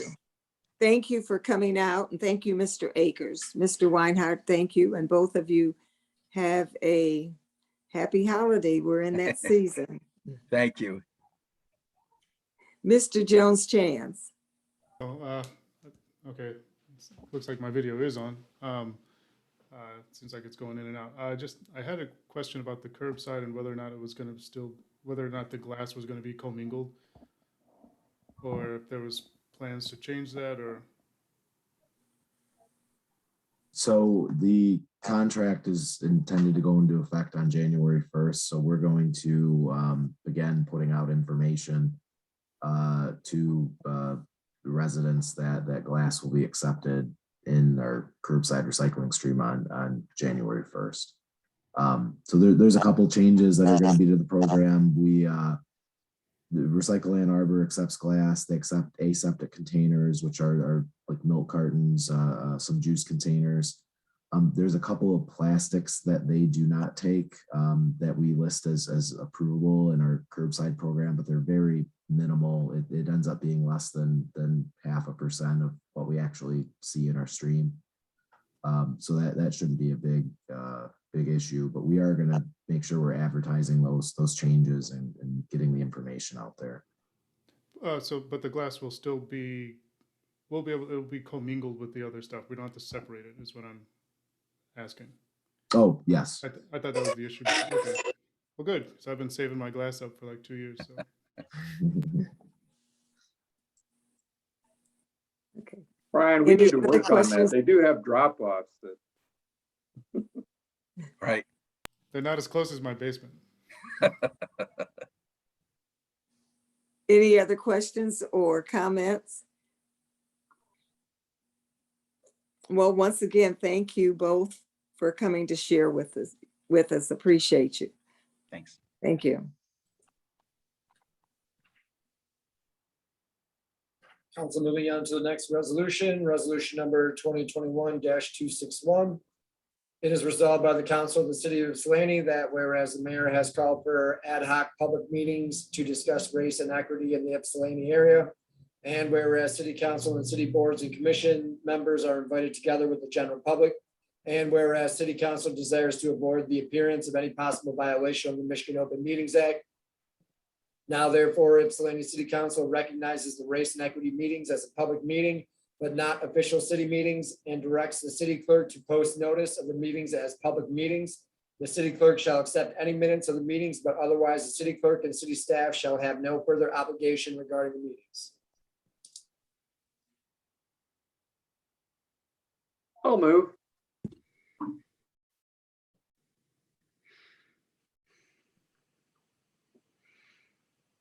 Is there support for the motion? Support. Thank you. It's been moved and supported. Any questions or discussion?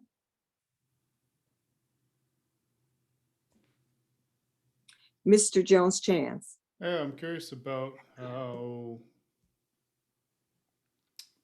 public open meeting will impact some of the work of the group, and it just seems like candor is an important aspect of it, and people might be a little reserved. I don't know, that's sort of my only concern is for efficacy of the actual group. I share those concerns with you. However, the OMA is what it is. Is there a possibility of just trimming the group down so that it doesn't involve so many commission members and council members?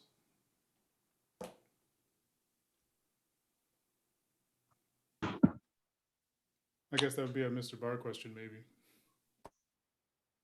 Yes. Well, you've touched on a couple of different things. The Open Meetings Act was enacted in 1970 or thereabouts. And over the years, it's been changed both by the legislature and by the courts. And right now, the situation we're talking about is in flux. There's been a court hearing or court decision that said, as long as there weren't votes taken, it wasn't a public meeting. But I've surveyed other communities and their attorneys, and there's somewhat going both ways. In my opinion, the safest thing to do if we have the possibility of more than a quorum or more than attending the meetings, to make it a public meeting and invite the public. A way around this would be if city council members or the mayor do not host this type of meeting. In other words, if just a member of the public says, I want to have some public meetings, that's fine.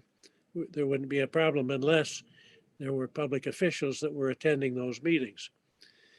There's a case involving the University of Michigan where they went into sub-quorum groups to discuss things. They didn't come to any conclusion. But the Supreme Court said, well, if this is an event to evade the Open Meetings Act, then it's illegal. So you always have that issue involved, and I just assume that the city not be exposed to liability on it. And I think this would be a good time to add, in talking, a couple of weeks or so ago, I went to a training where this was discussed. And in speaking to two OMA authorities, it was said that any outside meeting, even of 3 council members, still would be subject to the OMA, even though there is no quorum. So in light of that, and I even questioned Mr. Jones Chance, the groups that you call the housing and the other, the youth intervention group. And I was told that even those, would come under the OMA anytime that there is, even though it's just the 3 of you meeting and it's on a regular ongoing basis and it's a committee like that, those 2 are subject to the OMA. So I don't know, things around the OMA are just getting stricter, and this particular race and equity group right now, they're beginning to talk about possibly formulating some policy to bring to a equity an inclusion plan to bring to council, that council would look at and possibly pass for the city. However, if we have to follow the OMA, then we have to follow the OMA. Mr. Morgan. This is my own personal view, and it does not reflect council. I've been a part of Ann Arbor equity teams, Real About Race. I have no desire to talk about race and equity unless it's on having real discussion. And I think it's so difficult to have a real honest discussion on some level with certain folks, and I don't want to have it. I think certain people should talk to certain people about race and equity, and others should talk to others, and they should find solutions within those groups. Not diverse. We're talking about diverse groups, talking about race and equity. There's a lot of guilt, shame, and a lot of drama, and it probably doesn't have any practical solutions to it besides feelings.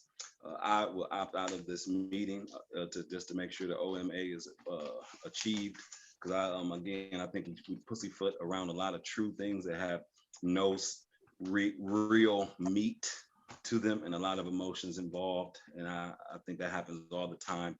And I just want to opt out of those things, although I think this is an incredibly important topic. Thank you. Thank you. Mr. Wilcoxon, is your hand up? I see you moved to the top of my screen. What happens is with my screen, when somebody puts up their electronic hand, they move to the top and the banner across the top hides their hand. So, but you moved to the top, so I'm assuming your hand is up. You're muted. Yeah. Now I muted myself. There you go. I do put up the electronic hand, and I try to confirm that with a hand up as well. And this is an interesting thing, especially in the virtual meetings that we have. And so the meetings that we had for Penn Dam for the committee there were required to be open meetings, and I think for a long time there was a working group that had conversations. And it was certainly sub-quorum, and participating in some of the race and equity conversations, that has changed. And so the emotional content that Mr. Morgan was describing happened in the early meetings. But now that as that goes on to drafting and considering policy statements, I can see where we brush up against that, because we don't have a quorum of council members, but we do have a conglomerate of people from different official capacities from around the city. And you have other commission members, you have council members, and so I can appreciate Mr. Barr's stance on this, and that this is getting very close to that line. So, if this is the case, I don't want to put a burden on the city staff to have to staff these and do minutes and things like that. But it is moving towards policy directives, and in a way that a commission would be charged to do. And I think that some of the conversations would benefit from input from staff as well. Now that we have a communications director, our manager, I think Tom could really contribute meaningfully to those conversations. So I could see going through with this.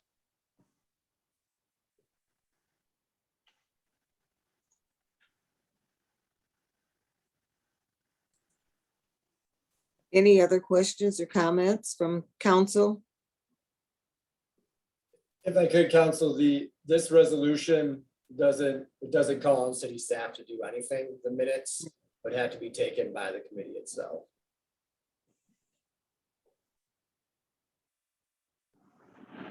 But it would require that minutes are taken. Yes, all public meetings require minutes.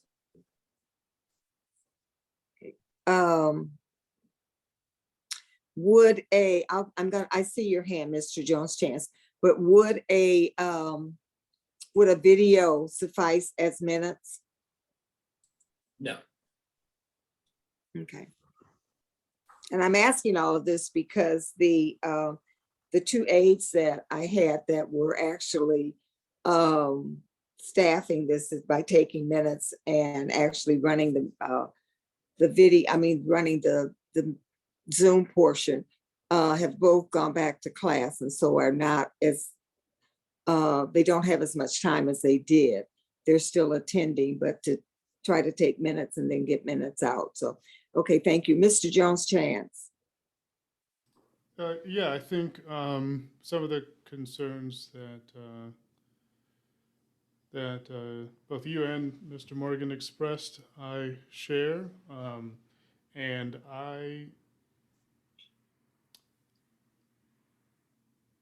I think this would really kill the effectiveness of the group, and I wonder if it maybe doesn't make more sense. Mr. Jones-Chance, your volume is really low tonight.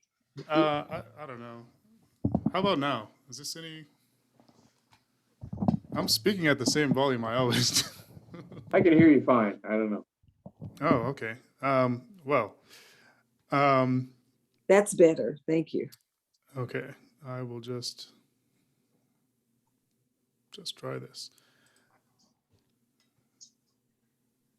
I'm all the way up. Okay, so yeah, I feel like this might kill the effectiveness of the group. And I share some of Mr. Morgan's concerns and Mrs. Richardson, some of yours. So I wonder if it doesn't make more sense to have the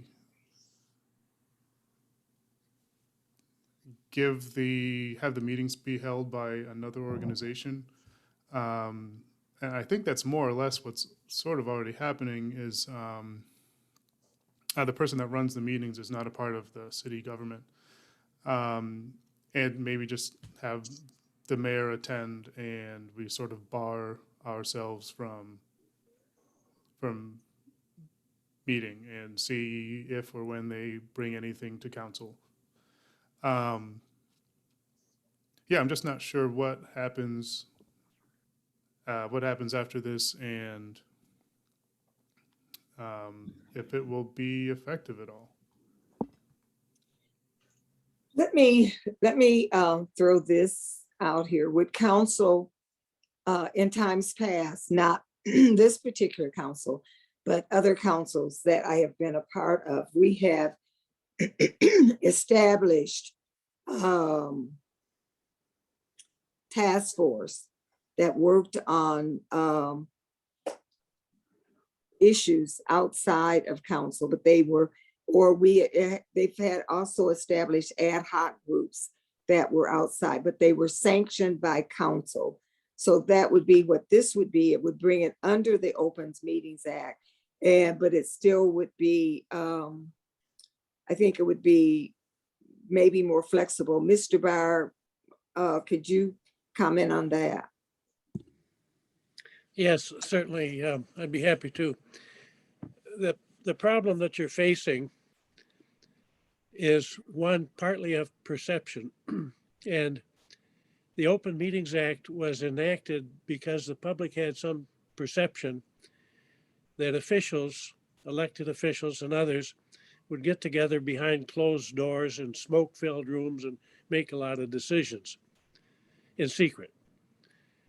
And so the Open Meetings Act says if you're a public official and you meet to discuss things, that the public has the right to know what you're discussing. And I certainly understand the sentiments that have been put forward by Councilmember Morgan, and I agree with him. I think that an open meeting can stifle discussion. There's no doubt about it, but it's something that the public has the right to know about that meeting if it is public officials. So you've got a problem, and there's several ways to solve it. One is the way I've suggested, that this not be a city meeting, but you invite the public, so it's clear with the open meeting. Another way is just council not get involved in those meetings and let the public or other people in the public do it and bring it to you, and you can discuss it in open meeting. there's not a bright line I can give you in this particular case. We're very close to the edge, as I think Councilmember Wilcoxon said. So my job, as I see it, is to protect the city and as much as I can to make sure that we're observing all of the necessary rules and so on. So I agree with pretty much everything that's been said, and I don't have a better answer for it than I've just provided.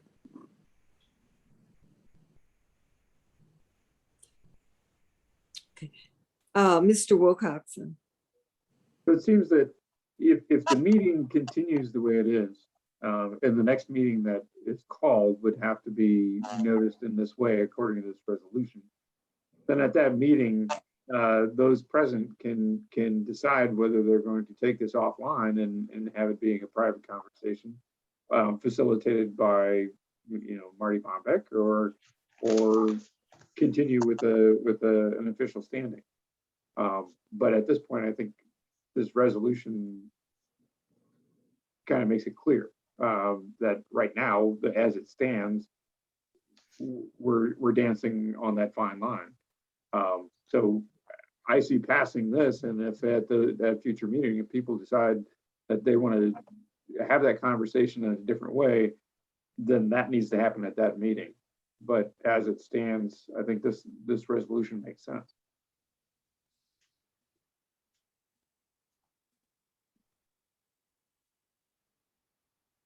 Anyone that has not chimed in, want to chime in? Mayor Pro Tem, Councilmember Somerville or Councilmember Simmons?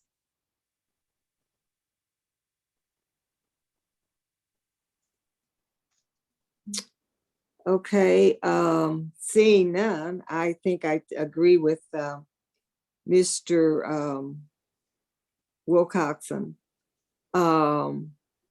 that we do pass this, have the next meeting of that group, those that want to attend, and surely the attendance has dwindled down, but let that group decide how they would like to proceed and go from there. So, Mr. Halinga, would you call the roll, please? Councilmember Wilcoxon, Yes. Mayor Pro Tem Brown, Yes. Councilmember Somerville, Yes. Mayor Richardson, Yes. Councilmember Morgan, To be clear, we're voting on the resolution to have the group to move forward? correct. No. Councilmember Simmons, Not the resolution. Yes. Mr. Jones Chance, Yes. motion carries with 6 yes and 1 no. Thank you. So the resolution is, as we just, as it's stated, so, okay. What has happened is that the meetings now that the race and equity group hold, they will have to be posted by the city that they are being held. It's not a city sanctioned group as it is, but it has to be posted. That's what we just voted on. Okay. Mr. Wilcoxon. I know we just took this vote and there shouldn't be discussion afterwards, but I just want to say that some of the dwindling and the attrition in that group may be because of the lack of outreach. And, I respect the confidentiality of those conversations. But at the same time, the question has been raised in those meetings of how to get greater participation. And if this isn't a way to address that, then that should be taken offline. And then that comes as a different resolution at another time. I think that those that were initially approached about being a part of that group. I think that they are off, there's an outreach to them regularly, so. And it's been my experience that often people will start out with something, a group of this nature, and then they, for whatever reason, they choose to stop coming, so.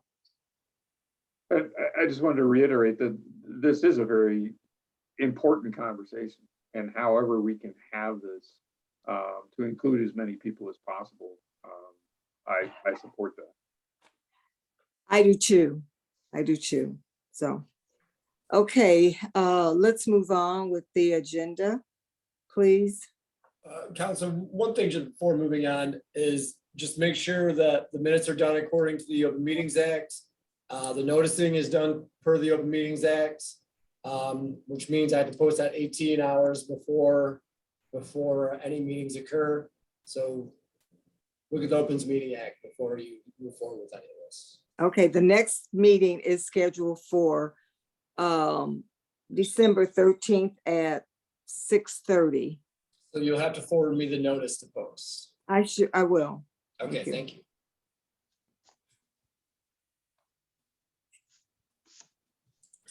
Council, next item on the agenda is resolution number 2021-265. Resolved by the council of the city of Ypsilanti. The city of Ypsilanti, Michigan does hereby accept the terms of the project agreement for TF 20-0162 Huron Pathway as received from the Michigan Department of Natural Resources. And that the city of Ypsilanti does hereby specifically agree, but not by way of limitation, as follows: to appropriate all funds necessary to complete the project during the project period and to provide local match funds totaling $2,700,000 to match the grant authorized by the department.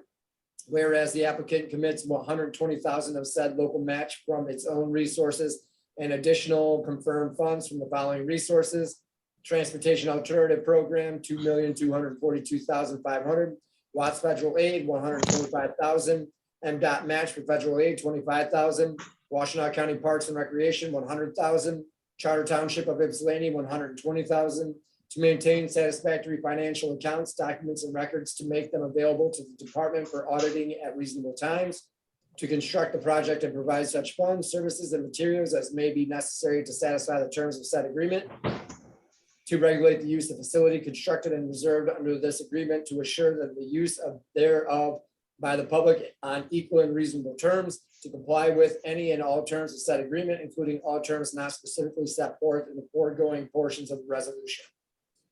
So moved. Or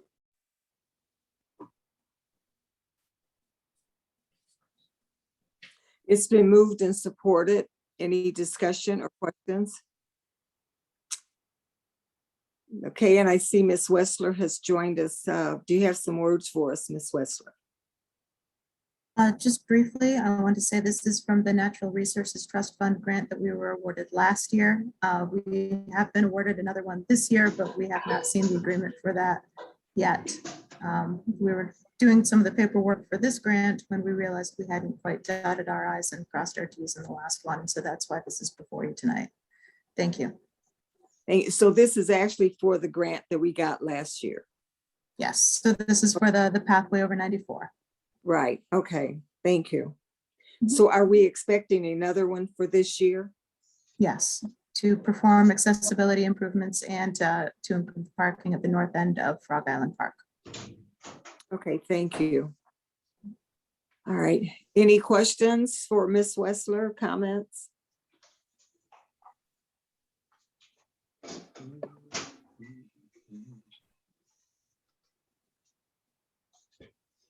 Okay, seeing no questions or comments, I hope I'm not missing any hands.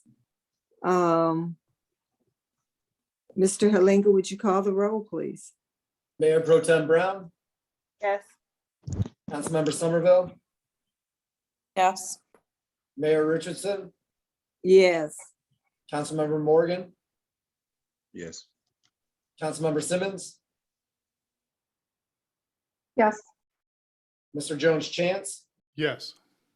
Councilmember Wilcoxen. yes. Motion carries unanimously. Thank you. Council, moving on to the next resolution number 2021-266, resolved by the council of the city of Ypsilanti. Whereas Washtenaw Community College wishes to replace a freestanding sign at Parkridge Community Center. And whereas it is in the city's best interest to ensure that periodic improvements are made to the facility. Now therefore be it resolved that the city council of the city of Ypsilanti authorizes Washtenaw Community College to replace a freestanding sign at Parkridge Community Center. So moved. Support. Questions and discussion. And Mr. Akers and welcome Mr. Williamson to our meeting. Do either of you gentlemen have something you want to share with us?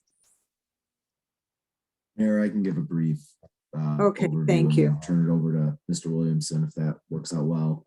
Washtenaw Community College has made a request to replace the existing freestanding sign at Parkridge Community Center and are requesting council's permission to do so. The proposed sign appears to be in similar size to the existing sign and is proposed to be made with a composite material for the actual sign and post, which is fairly durable. Due to this, we're anticipating no any additional maintenance costs associated with it.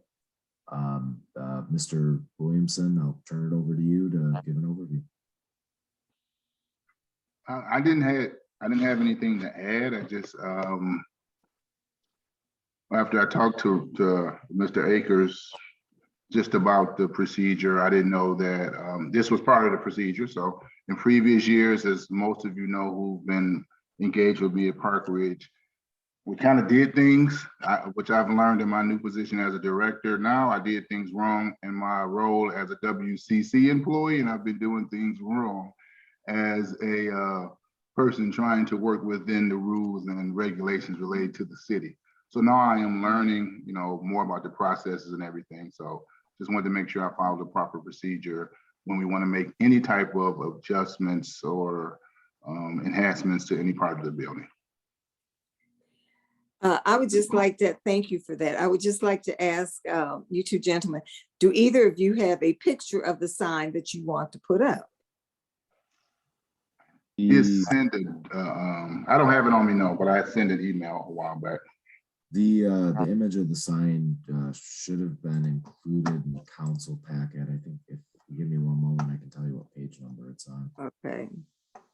It is on page number 143 of 151. Okay. And I have been trying to pull up my agenda for most of the meeting and have not been able to pull it up. So I will, were you showing me the sign, Councilmember Mr. Morgan? Yep. Oh, okay. All right, thank you. Eastern Green. Can I ask a question? Yeah. Eastern Green, okay, yes. Washtenaw Green. You gotta go ahead with your question. Go green. I always wanted to know this, and I appreciate you, Mr. Williamson, for coming and following protocol. Hypothetically, if someone was to tear that old sign down and put a brand new one up just to fit the specs and did not come to council, would we take it down or will we allow it to stand? Is that for me? No, sir. That's for the mayor. That's for the city. I'm just asking if someone was to tear that old one down and put it up without coming to us, just out of their own pocket, their own specs, would we take it down because the protocol was not followed? Or would Yes. we be grateful and allow them to keep it up because they were benevolent? I would definitely propose that if someone just took it down and did that, yes, because that would be actually destruction of city property. All right. And if we let one person do that, then we would have those kinds of things all over everywhere. Yeah, that skate park was built without any kind of knowledge. But anyway, I know, but it was brought before council and council did react strongly to it. Okay. Yeah. Thank you. All right, you're right. Thank Yeah, you. we did. Yes. Mr. Thank you, Mr. Williamson. Mr. Wilcoxon was before me. Oh, I'm sorry. Okay. Well, I saw your hand when he first started talking. That's why. But Mr. Wilcoxon, go ahead. He's yielding. I'll defer to Mr. Williams. Okay. I was just going to say that's kind of how the sign got up there, Mr. Morgan. there was no sign there. So that's why when I say I didn't know the proper rules and protocol, when I started at Park Ridge many years ago, there was no sign. A group didn't of think so. students did a marketing analysis, and one of the things they said is, people don't even know what this is, there's no signage. And so that's when a group of social work students raised money and we put the sign in. So, you know, that had happened before. That's why I didn't again follow that protocol. I know the rules. Thank you. You're not in trouble. Thank you. I feel like I am. Now you good. Mr. Wilcoxon. Thank you. I appreciate the work that Mr. Williamson does and that Washtenaw Community College does. But this is a partnership with the city, and I don't see anything on the sign about city involvement in this program.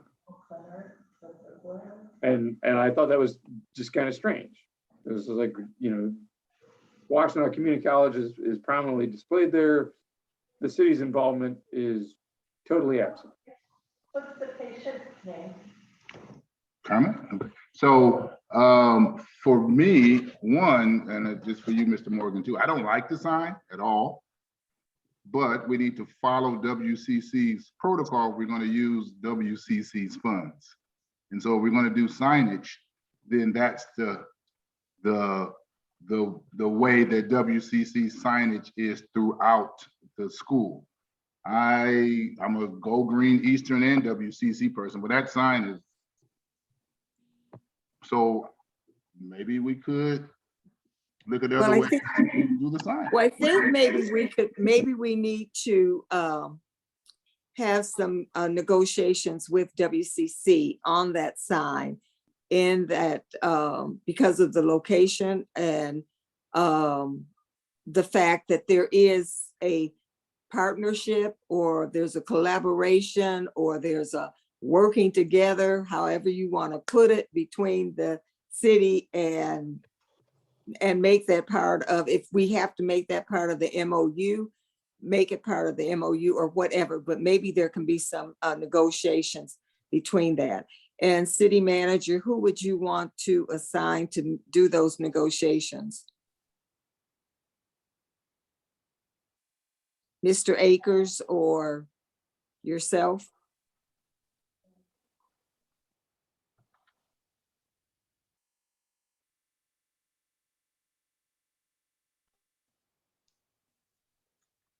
City manager, are you thinking? She may have stepped away. No, she's there. She's moving. I'm sorry, what did you say? We were discussing the sign and that it neglects acknowledging the city in the city of Ypsilanti in any way. And we were, the suggestion was being made that we have some negotiation with WCC for a changing of that sign. We were told that that's the way all of their signs look, but that considering the MOU that we have, the partnership that we've been forming, the collaboration that has been going on for several years now, that there might be some negotiation with WCC for a different sign than what is being proposed. And I was asking, who would you want to follow through on that negotiation? Yes, I would like to go follow up on that negotiation. I wish I would have known this ahead of time. I brought it to Mr. Akers' attention that we needed to bring it to council because the sign was about to go up. And I recognized that there was no acknowledgement of the city. And so I would like to be the person to negotiate that so that I can let them know that they need to contact us prior to doing, you know, because it was already made. And I would very much like for the city to be included on that sign. Okay, so we will put that in your hands to negotiate for a new sign. Thank you very much for Yes. taking it on. Thank you.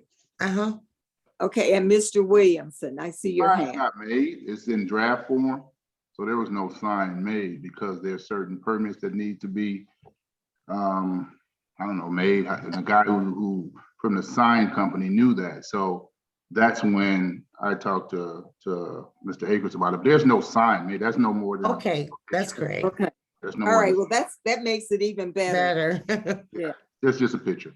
okay, thank you. That makes it better. Mr. Wilcoxen.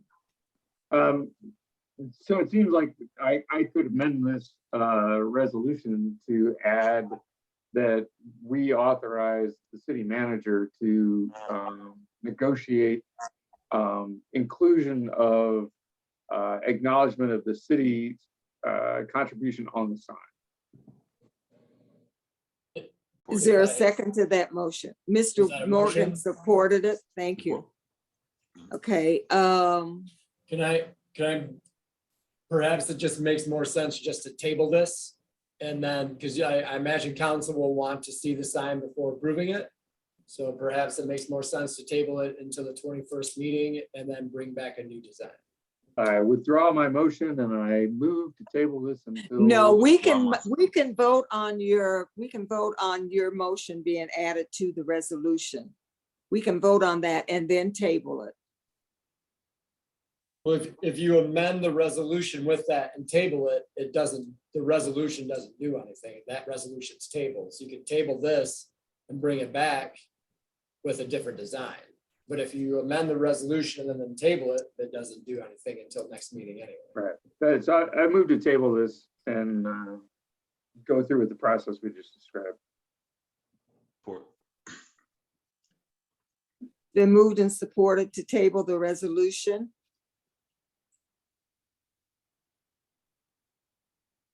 Is there any questions on the motion to table?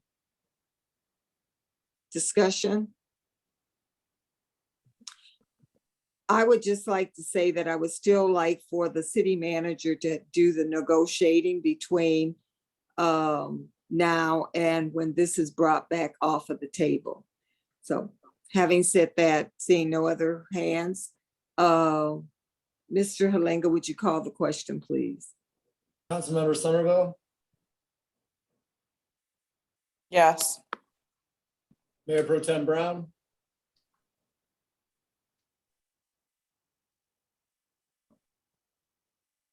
Mayor Pro Tem Brown, Councilmember Yes. Morgan. She was, Yes. Councilmember Simmons, Yes. Mr. Jones Chance, Yes. Councilmember Wilcoxen, Yes.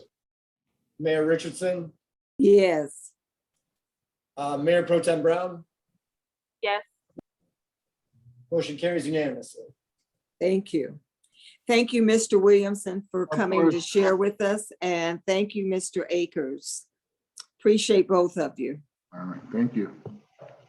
You both are doing really tremendous jobs. Thank you. Council, moving on to the next resolution, resolution number 2021-267.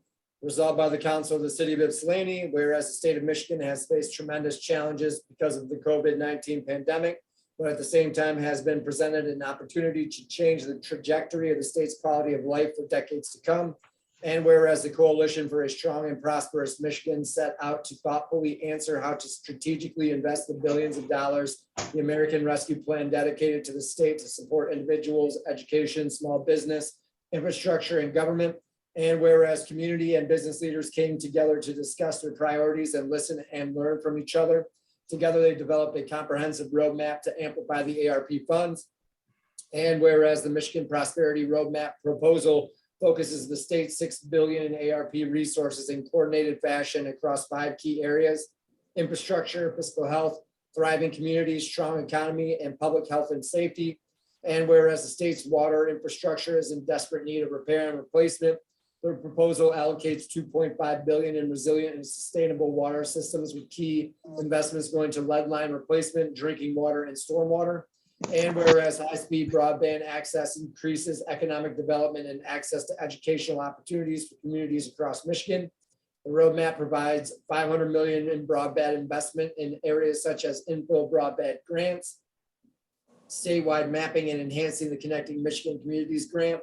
And whereas long-term fiscal health is key to stabilizing Michigan's economy, the proposal allocates $800 million in smart investments to provide stability for state and local governments in key areas such as revenue sharing, the Unemployment Insurance Trust Fund, and technical assistance. And whereas thriving Michigan communities are critical to the state's long-term resiliency, the coalition proposes $806 million in attainable housing to encourage Michigan population growth and talent recruitment and retention. And whereas a strong economy is essential for Michigan's future success, the proposal dedicates $910 million to economic development in key areas such as brownfield development, job training, direct business support grants, and strategic and large site development. And whereas protecting the quality of life for residents, allowing to participate in their economy and community, the roadmap provides $500 million in public health and safety to strategically invest in mental health and addiction services, facility improvements, and cybersecurity. And whereas as leaders representing people from every corner of Michigan, the coalition is ready to find common ground and work together to invest in Michigan's future to emerge more resilient and more prosperous. And now therefore be it resolved that the city of Ypsilanti supports the Michigan Prosperity Roadmap Plan. Be it further resolved that the city council of the city of Ypsilanti direct the city clerk to forward this resolution to the Michigan House, Michigan Senate, Governor Whitmer, and the city lobbyist. Move. Support. It's been moved to support it. Questions? Discussion?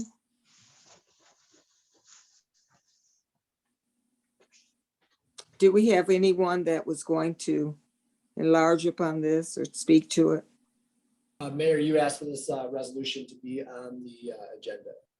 Pardon? You were the person that asked for this resolution to be on the agenda. There's no staff member to speak to it. Okay.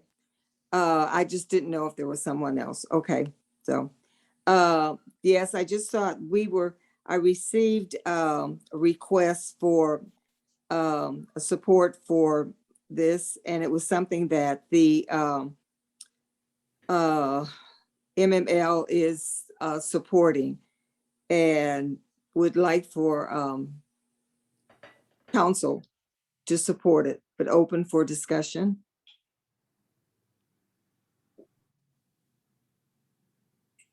Mr. Wilcoxon. You know, when I looked at this resolution, I thought, well, you know, this is a pretty good statement of where we should be spending our money. I thought the proportions were a little strange in some places, like housing versus fiber optics. And then I went looking for who wrote this in the coalition, and I was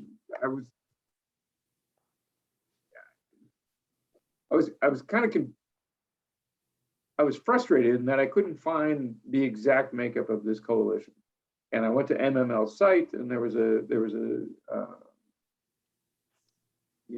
press release or an article there. But you know, when you look at who's been commenting on this, you can kind of get who's doing the coalition. You know, it has, you know, if you go to the MML site, then they have an article that has quotes from various people, and you understand that those are the people that are in the coalition. So, you know, people put some thought into this, and I think that you know, for the most part, these numbers are pretty good. Whether this reflects how we as a city use our ARP funds, I don't take that as a statement on how we do that, because we can't address a lot of the issues that this resolution addresses. So I'm in favor of sending this to you know, the people directed at the end of the resolution, but I don't think this really gives us a footprint for how we're going to make that decision. And I realize that later on we have a discussion about how we're going to go about that. So I will support this. I think it's, you know, it's good to have outside input going to the state to give them, you know, some indication of how other people want to see this spent. I will say that our ARPA funds are completely separate from this. And we decide how those are spent. This is just how the state will spend their. Right. Or not spend. And that's Corson, right? I mean, our legislature has been really great at not spending the money that's been given to them and certainly not distributing it to municipalities and smaller branches of government and having this coalition, you know, doing that kind of lobbying, I think is meaningful. I do too. Any other discussion? Comments? I think it is also meaningful and, you know, necessary that we do have people that are there speaking up. And you mentioned the fact that this legislature has not always spent or passed down the money that was due to municipalities or to smaller entities that would have used the money. I'm not sure, but I know that there was money for rent, and maybe Councilmember Somerville can help me with this. I do know that a lot of the money that was for rental assistance and mortgages, it was not passed on. I don't know if any of it was actually had to be returned, because I know some monies that came down from the feds were over the last 2 years, and we might as well say 2 years now, that some of the money had a deadline on it. If it wasn't used and spent by a certain date, that it went back to the feds. And I know that was true with some of the rental money. I'm not sure exactly if or how much went back, or if any at all. Are you familiar with that? Yeah, so there are deadlines for the legislature to appropriate the federal dollars. Some of those deadlines will happen at the end of, like, for example, this school year that we're in right now, there's $300 million sitting that haven't been appropriated for COVID testing on site at schools. That's just one pot of money. So everything that the federal government has sent to the state of Michigan has to be appropriated by the legislature, by the majority party. And yeah. So. And it's sitting there. Yes, there's lots of buckets of money sitting in Lansing, and there are 2 people in charge of that have all the power. Mr. Jones Chance. I would like to move the question.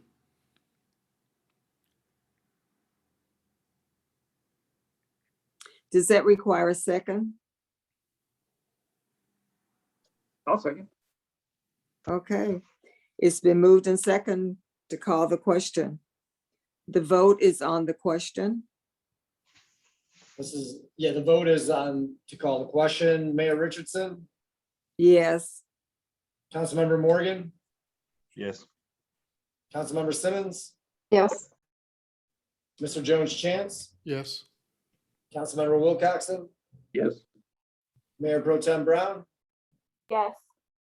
Councilmember Somerville. Yes.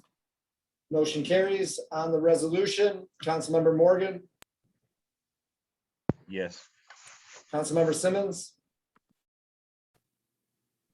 Yes. Mr. Jones Chance, Yes. Councilmember Wilcoxen, Yes. Mayor Pro Tem Brown, Yes. Councilmember Somerville, Yes. Mayor Richardson. Yes. Motion carries unanimously. Thank you. Okay, council, moving on to the next item on the agenda. Board and Commission communication, a Police Advisory Commission forwarded a resolution number 2021-006.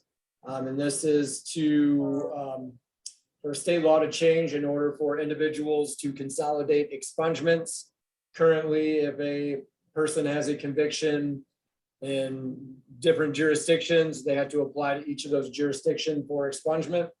And this was passed with hopes that the Michigan legislature would act to allow individuals to consolidate those expungements and to allow them just to apply where they live. So council, if there's support on council, we can have this on the next agenda for approval. I would support that. So would I. Okay, we'll have it on the next agenda for approval. Moving on to the next item is Board and Commission liaison reports, first being Police Advisory Commission. We have a meeting coming up next Thursday. And the resolution about expungement come directly from the White Pack, and I'm grateful to be on it. I believe the commissioner, the chair and Commissioner Fanta have been working diligently, putting teeth to some of the work that they've been doing. And so I support the resolution, and that's White Pack. Thank you. Next item is HRC. The meeting's tomorrow. Arts Commission. I don't have an update. We'll just do Parks and Rec and Sustainability at the same time.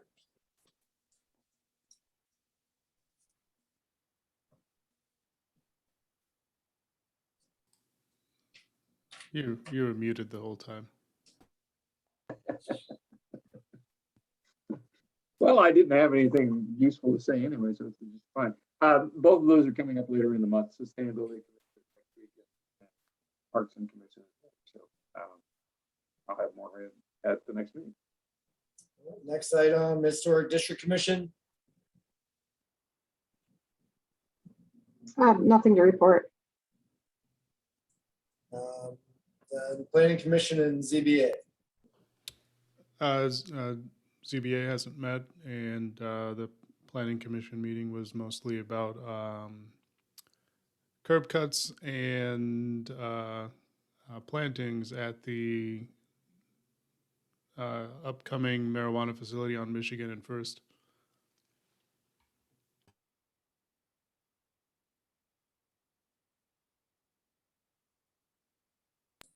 Next item is liaison reports. First being SEMCOG. SIMCOG had, the executive board had a meeting last Friday, but I was unable to attend. Next is Watts.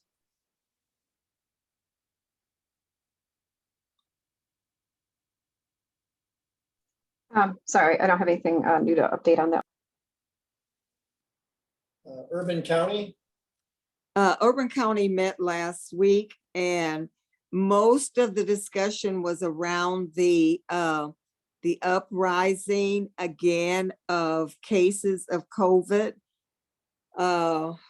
throughout the county and the state, or the two zip codes, 9-7 and 9-8, and ultimately the uprising in the state. And was stated that right now the state is facing having more cases, new cases per day than at any other time during the pandemic. So COVID's still with us, people. Stay careful, stay covered up.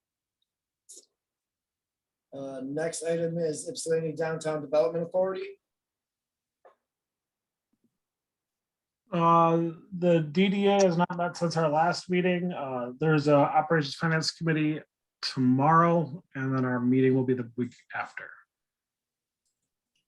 Next item is Friends of Rutherford Pool. Friends of Rutherford Pool met. There was discussion about upgrading the bike racks that are there. Financials have come in. They're getting their end of year records together. They're looking forward to having that together to do a presentation to council. This hasn't happened in a while. They didn't, we had a discussion about how commissions work and you know, annual reports and things like that. So they're going to participate in that. So Jessica Fowle, the head of the chair of the board, will be looking to make a presentation early in the year, ahead of the goal setting, or in line with the goal setting and our budgetary concerns. She's also talked with Anthony Williamson at Park Ridge about programs there and trying to facilitate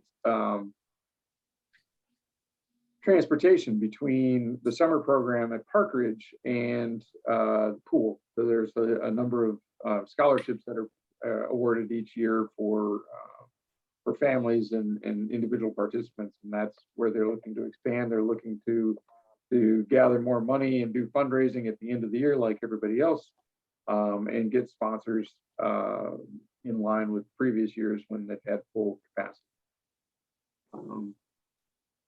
They're looking at partnerships with YCS and other nonprofits as well. And that's it.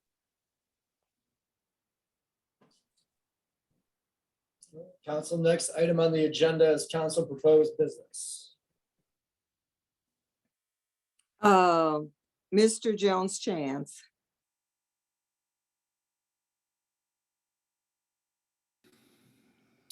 I have no proposed business this meeting. Mr. Wilcoxen. No proposed business at this time. Just want to thank Mr. Akers for responding to the alley issues between, you know, down adjacent to Pearl Street, and wanted to thank Joe and Christopher for the conversations we've had on many topics in the last 2 months. So, thank you. Okay. Mr. Morgan. Thank you, Mayor. Pardon me having to turn off my camera. So we have one quick thing, and hopefully that I could work with Mr. Brian Jones Chance on this. I've been talking to people from Dayton and people from certain parts of California in Humboldt County, and basically, Mr. Morgan, could you speak up a little more, please? I can speak a lot louder. Let me see. Is that better? Yes, that is. Thank you. Okay. I just I mentioned I want to speak to I want to talk to Mr. Jones Chance about this because of him being an Ypsilanti resident. Meaning that I want to find some better ways in conjuncting with these cities and how to retain the best and the brightest of those who come from Ypsi, like someone come from Ypsi High and then perhaps go to Eastern, perhaps find ways to give them incentives to stay in our city and make our city more impactful with some of our talents. I think we can do a better job of finding incentive packages to keep our students who graduate from Eastern with flying colors, to keep him in our workforces here. And so I think talking with Mr. Jones about some of those ways of being a person who come up in the city, being a business owner, being retained by our city when he probably could go in other places. I think that's just something I want to start talking to those other people in those cities and someone in our council about. But I just want you to put that under your hat, Mr. Brian Jones. Thank you. Thank you. Councilmember Simmons. Yeah, you know, I just had a question, and I'm a little late in following up with this because of my leg issues, but the EMU football games, I had somebody contact me, and Steve, I don't know if you had somebody, but there's some questions about, I know we have in the past authorized fireworks, and I know it's a moot point now, but I just want to be able to answer folks and just understand for next year. I don't know if I missed that meeting. I don't quite recall, you know, the approval for this year. I'm sure we obviously did it, but there were some Tuesday games, and I think, you know, they may have gotten changed because they were televised. And so people were pretty upset because, you know, the fireworks were happening really late on a Tuesday night. And I totally get that. So I was just kind of curious if someone had any information about that. You know, was that originally the plan, or did that get changed? And, you know, I just wanted to make note that people weren't happy about it. Steve, did you already get an answer on that? I remember approving this, and I did answer a lot of questions about this, and also from people in the township were complaining to me about it. And And I do remember that we authorized this, I think, for 3 different games. With the fireworks, but I didn't realize, and I noted at the time that some of those were fairly late, but I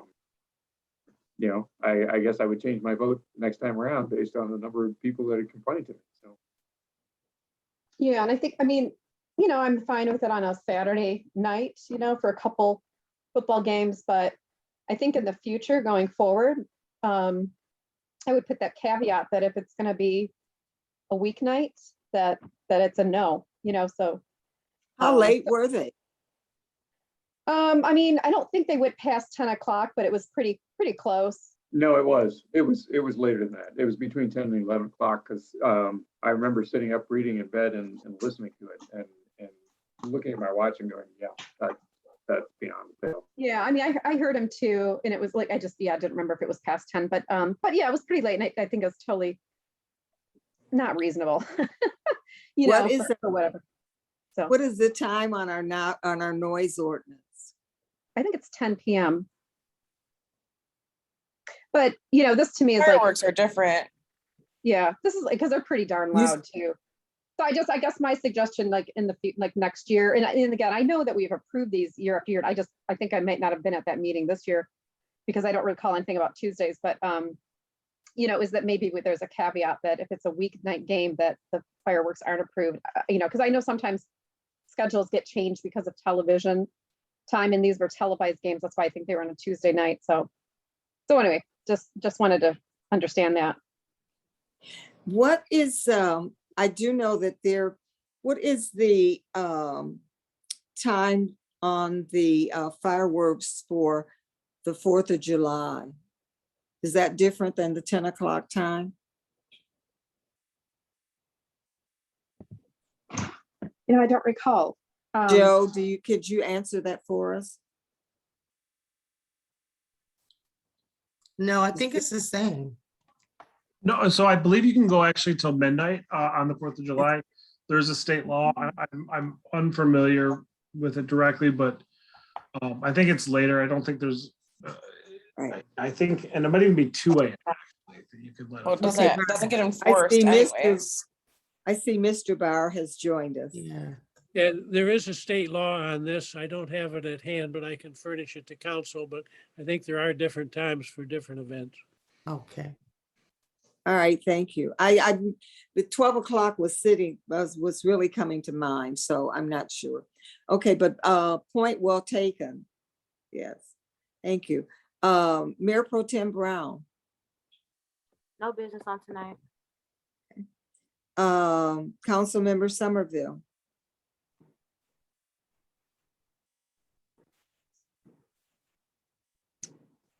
Yeah, I'm gonna pass. Okay.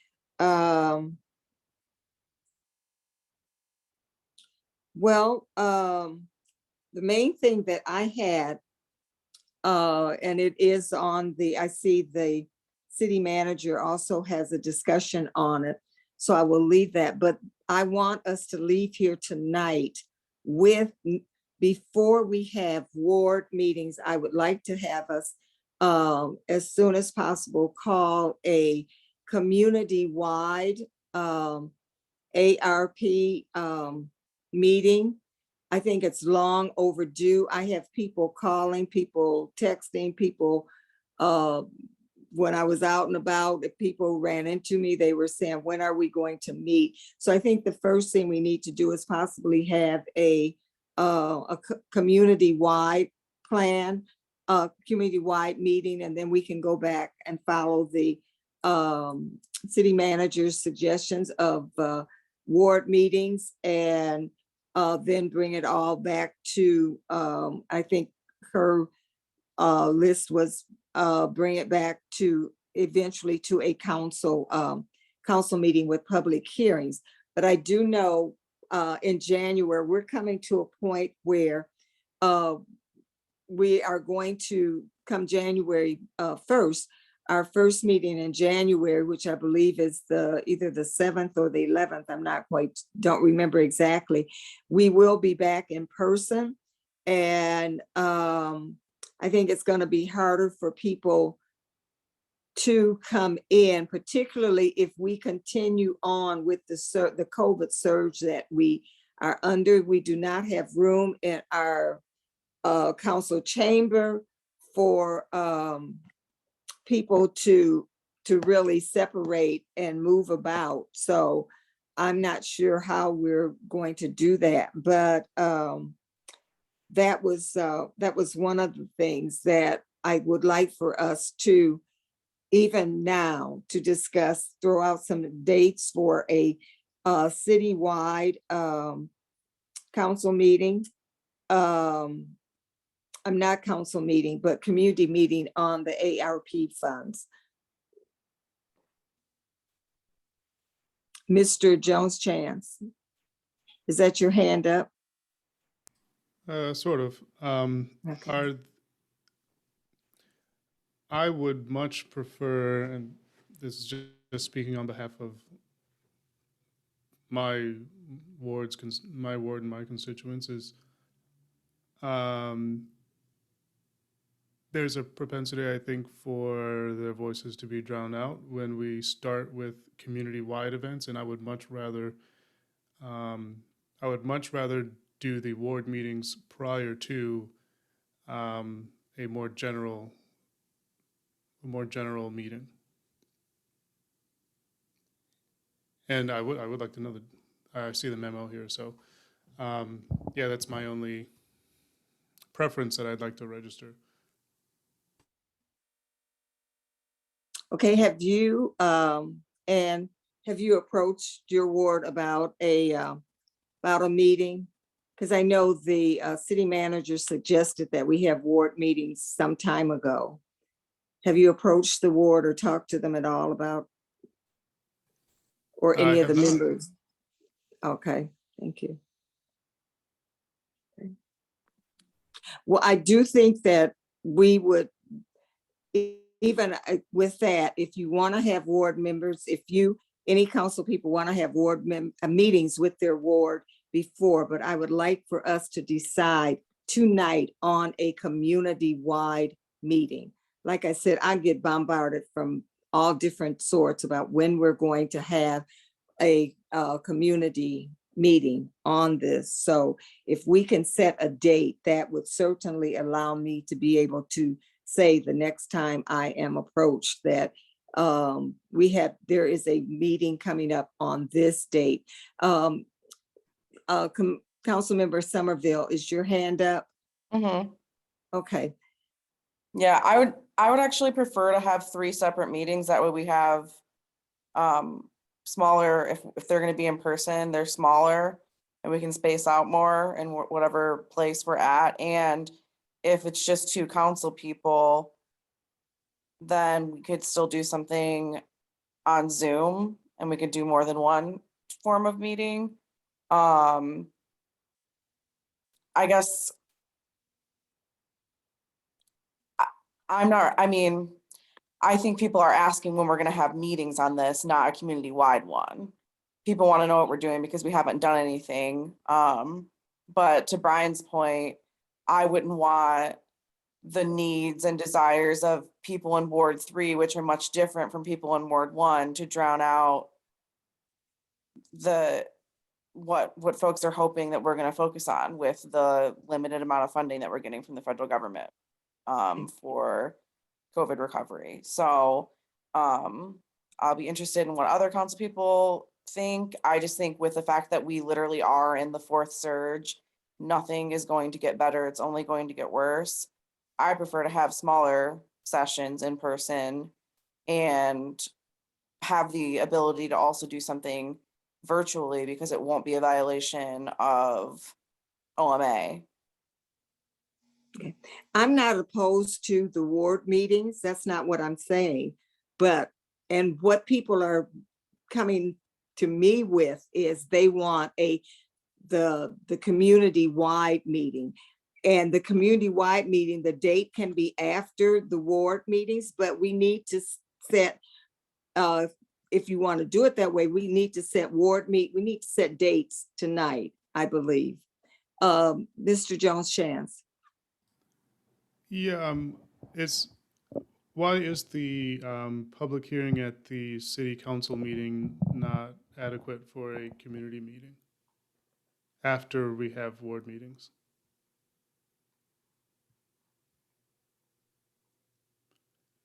Because based on the city manager's memo, that's the current plan. Unless I'm missing something.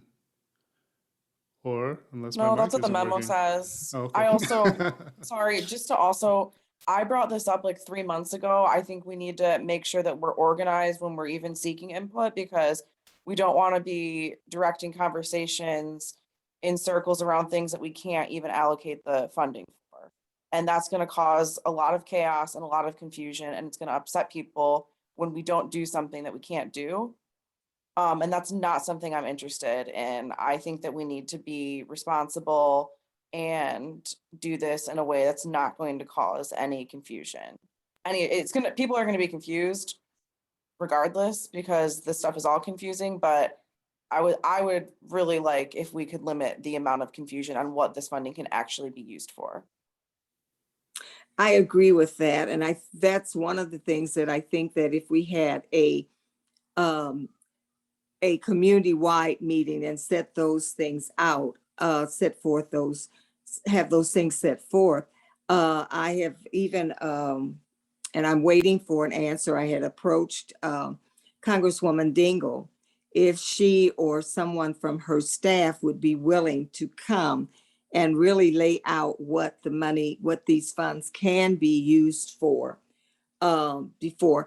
And the people that are they're talking about, well, the county has had all of these open meetings. Why haven't we? And like I said, I am not opposed to ward meetings. I think we do need to hear from people in our ward, but I do think we need to be prepared. We ourselves need to be prepared to say the money can be used for this, this, or that. So maybe possibly we as council need to have a work session on exactly what the funds can be used for, so that we know specifically and can answer questions when they do come up. Because questions are coming up. Why don't you do this? Why don't you do that? Why can't we do this? And I don't know if it's just position I'm in, but those are the questions that I get.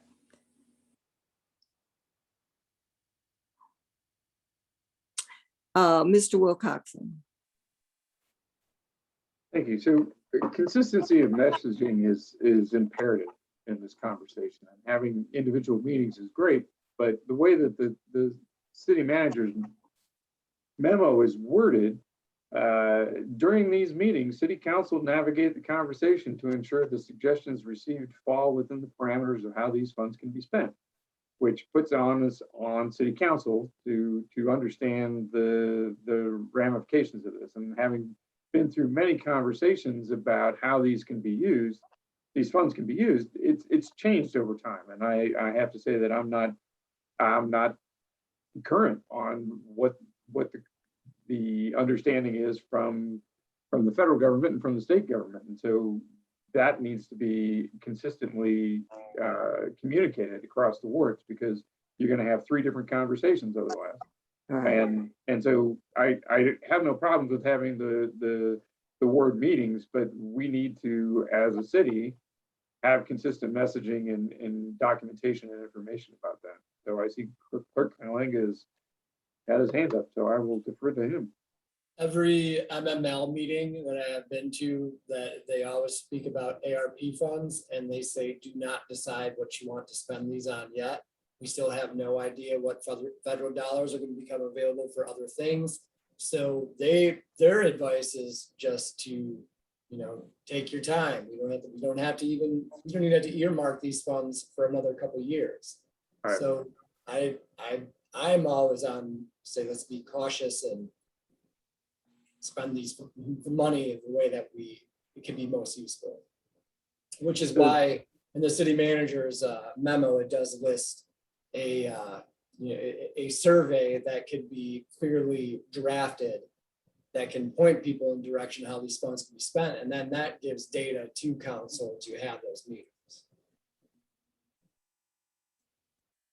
but those surveys come after the meetings, so that doesn't really work that way in this proposal. But you know, I just want to make sure that we're all having the same conversation with our constituents, and not, you know, somebody's promising something over here and saying, oh yeah, we can do this for this kind of infrastructure, and when, you know, that's not necessarily the case. And if the consistent message is we don't know what the final breakdown is going to be, then that's a consistent message. But we have to work on that, and maybe, you know, this is something that, you know, a subset of us, you know, one council member from each ward and the city manager and Tom Cook can come up with and have you know, collateral that can be used for these meetings. Because I get the same questions, and I get the questions from all over the city. It's like, you know, what are you gonna do? And it's like, and my answer has always been, they haven't decided. And that's not really clear to me at this time. And that's kind of a poor place to go with a presentation and a meeting and say, hey, I want your input, but we have no idea what's going on. You know, So are you saying you'd like a list or an itemized list of what the funds could be used for? Yeah, at least a conversation about that. I mean, you know, and this is on me. I'm admitting that I have not kept up with this because it's been ever changing, and I figured at some point they would come up with the final rule, and that hasn't happened. And I don't know how they can continue to string this out this long and expect people to have meaningful conversations about it.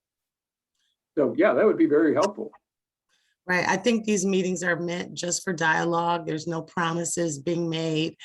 Some of them will fall into categories where we wouldn't use these funds, but it's possible that we would use other funds like infrastructure funds that will be made available and other kinds of funds. But I think that the intent is just to get the feedback, and then we organize it and put it where it should go and prioritize it. Because yeah, things are changing every day. We can give you a list of what we know today.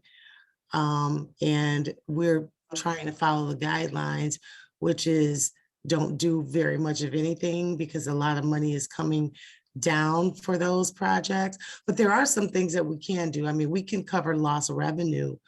Those are some things we can do, or we can just continue to sit on that. But I think the major thing is that we get out front of it because we're just kind of behind and haven't done anything, so that we can at least create a running list for council to prioritize. Mr. Jones-Chance.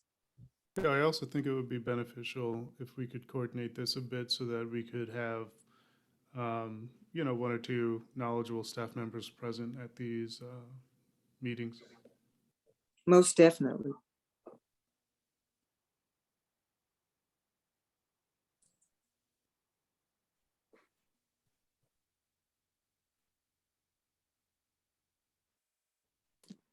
Can I ask the city manager, do you think it'd be possible if we could get somebody maybe from MML to come, I don't know, maybe provide us with like a memo, or maybe come to our next council meeting and give us like a short, like 5 or 10 minute presentation? That's a good idea. I will reach out to MML. Before we even like go any further? Sure, I think Thanks. that's a good idea. Mhm.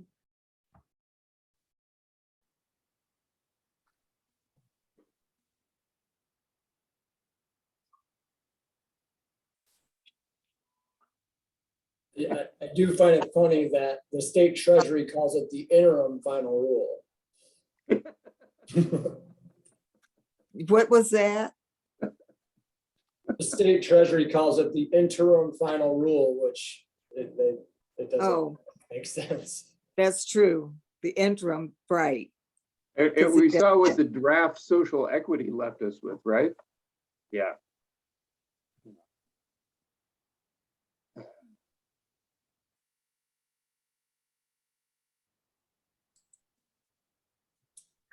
Is council ready to go on to the next section?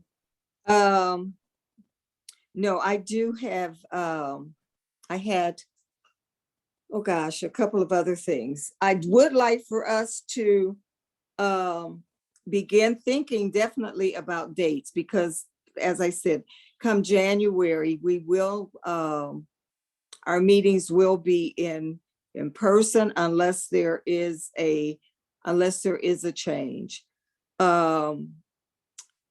Also,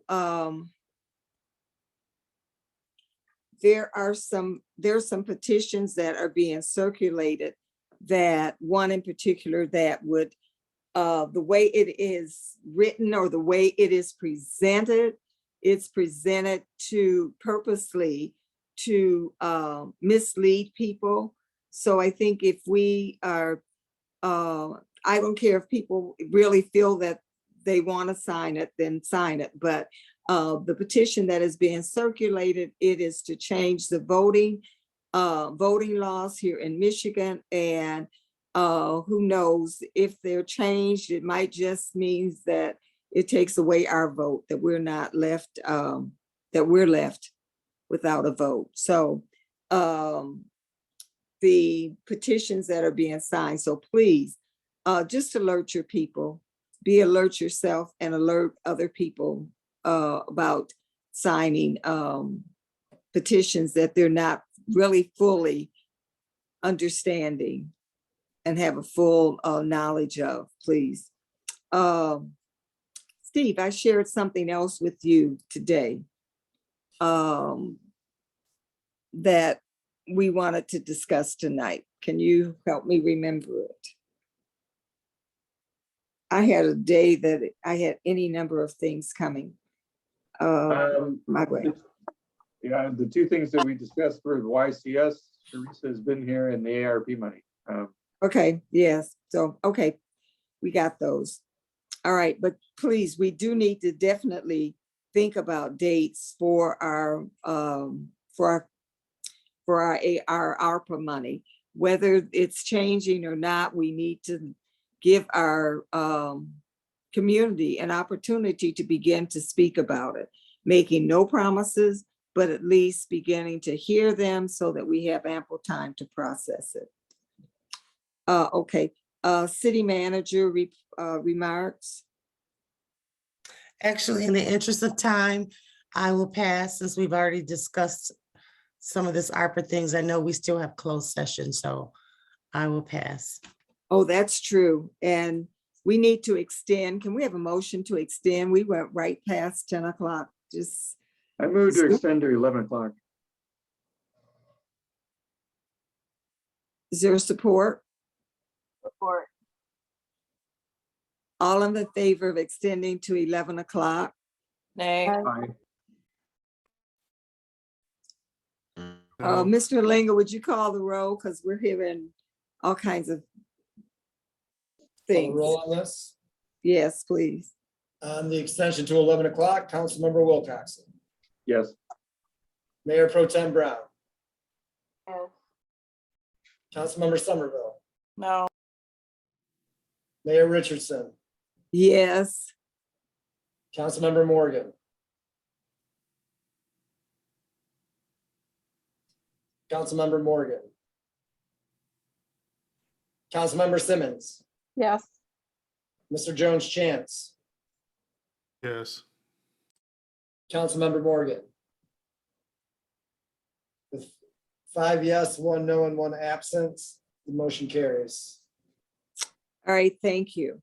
And just because we extend to 11 o'clock does not mean that we have to go till 11 o'clock, but it gives us time to do what we need to do without having to keep extending. So thank you for those that voted for that.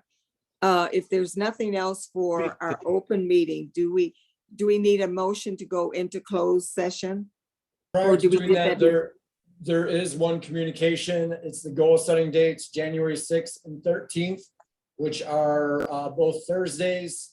And then if needed, January 25th in conjunction with the regular meeting. Those would be 6 o'clock start times. Is everybody okay with those dates? Can I ask how those dates were chosen? What was that, Mayor Pro Tem? I couldn't understand you. How the dates were chosen? They were just open dates at the beginning of January, so we could have this completed by February, the first meeting of February. I'm only asking because I can't say for sure that that's gonna work for me because I am in school on Thursdays. So I specifically chose days that are not Tuesdays to not miss council. So I'll have to figure it out. Can we just have them on the opposite Tuesdays? Let me double check here. Yeah, I don't see a problem with that. The opposite Tuesdays. So Can that anybody would hear me? be- No, we did not. We hear you now. Oh. So that would be. Since Third. did you, we would go with the 4th and the 18th and then 25th if needed. Does that work for everybody? Sounds good. Yep. So we decided not to have a meeting on the 4th because that was too close to New Year's. Yeah, but 3 this, days after. so you'll just have to have all of your goals to me prior to the break. So I can, Or would the Mhm. 18th and 25th be better? And then we can go into February if we need to. just do the 18th and the 25th then? I don't know. I mean, does that make more sense for staff? We used to have a time that we had, a definite time that we had to have goals. our We still retreat. do. Okay, so when do we have to, They have to be adopted by, is it the first meeting in February? Correct. okay, that cuts it close, the 18th and the 25th. I don't We want can to do- throw. Can I throw a we can do- monkey wrench, a weird thing? Can we do like maybe one Thursday, like the 6th and then the 18th? I could try to make that work. The 6th and the 18th, does that work with everybody? Sure. That works for works. me. Yeah, that should work. Okay, I will reach out to our facilitator and let them know the dates. Who is that this year? I was gonna go with Morgan Milner again. Oh, I appreciate you all accommodating. Oh, no problem. We all work together. Okay, council, now would be the time to motion for closed session. I moved to go into move- closed session. Support. Okay, I'll read the roll. Mayor Pro Tem Brown, Yes. Councilmember Somerville, Yes. Mayor Richardson, Yes, Councilmember Morgan, Yes. Councilmember Simmons, Yes. Mr. Jones. Did you hear that? Chance, Yes. Councilmember Wilcoxen, Yes. Bye, Lucas. motion carries unanimously. We adjourn to closed session at 10:09. I'm stopping the record. Cool. Council, now would be the time to motion to reconvene. I move to reconvene open session. I'll second. it's been moved and second to reconvene open session. All in favor? Aye. Aye. I Aye. move to adjourn. Aye. Okay, Support. support. Motion carried. Move to adjourn. Have a Meeting good adjourned. night. Good night, Good night, everyone. everyone. Annie, Oh. feel Good night, everyone. better.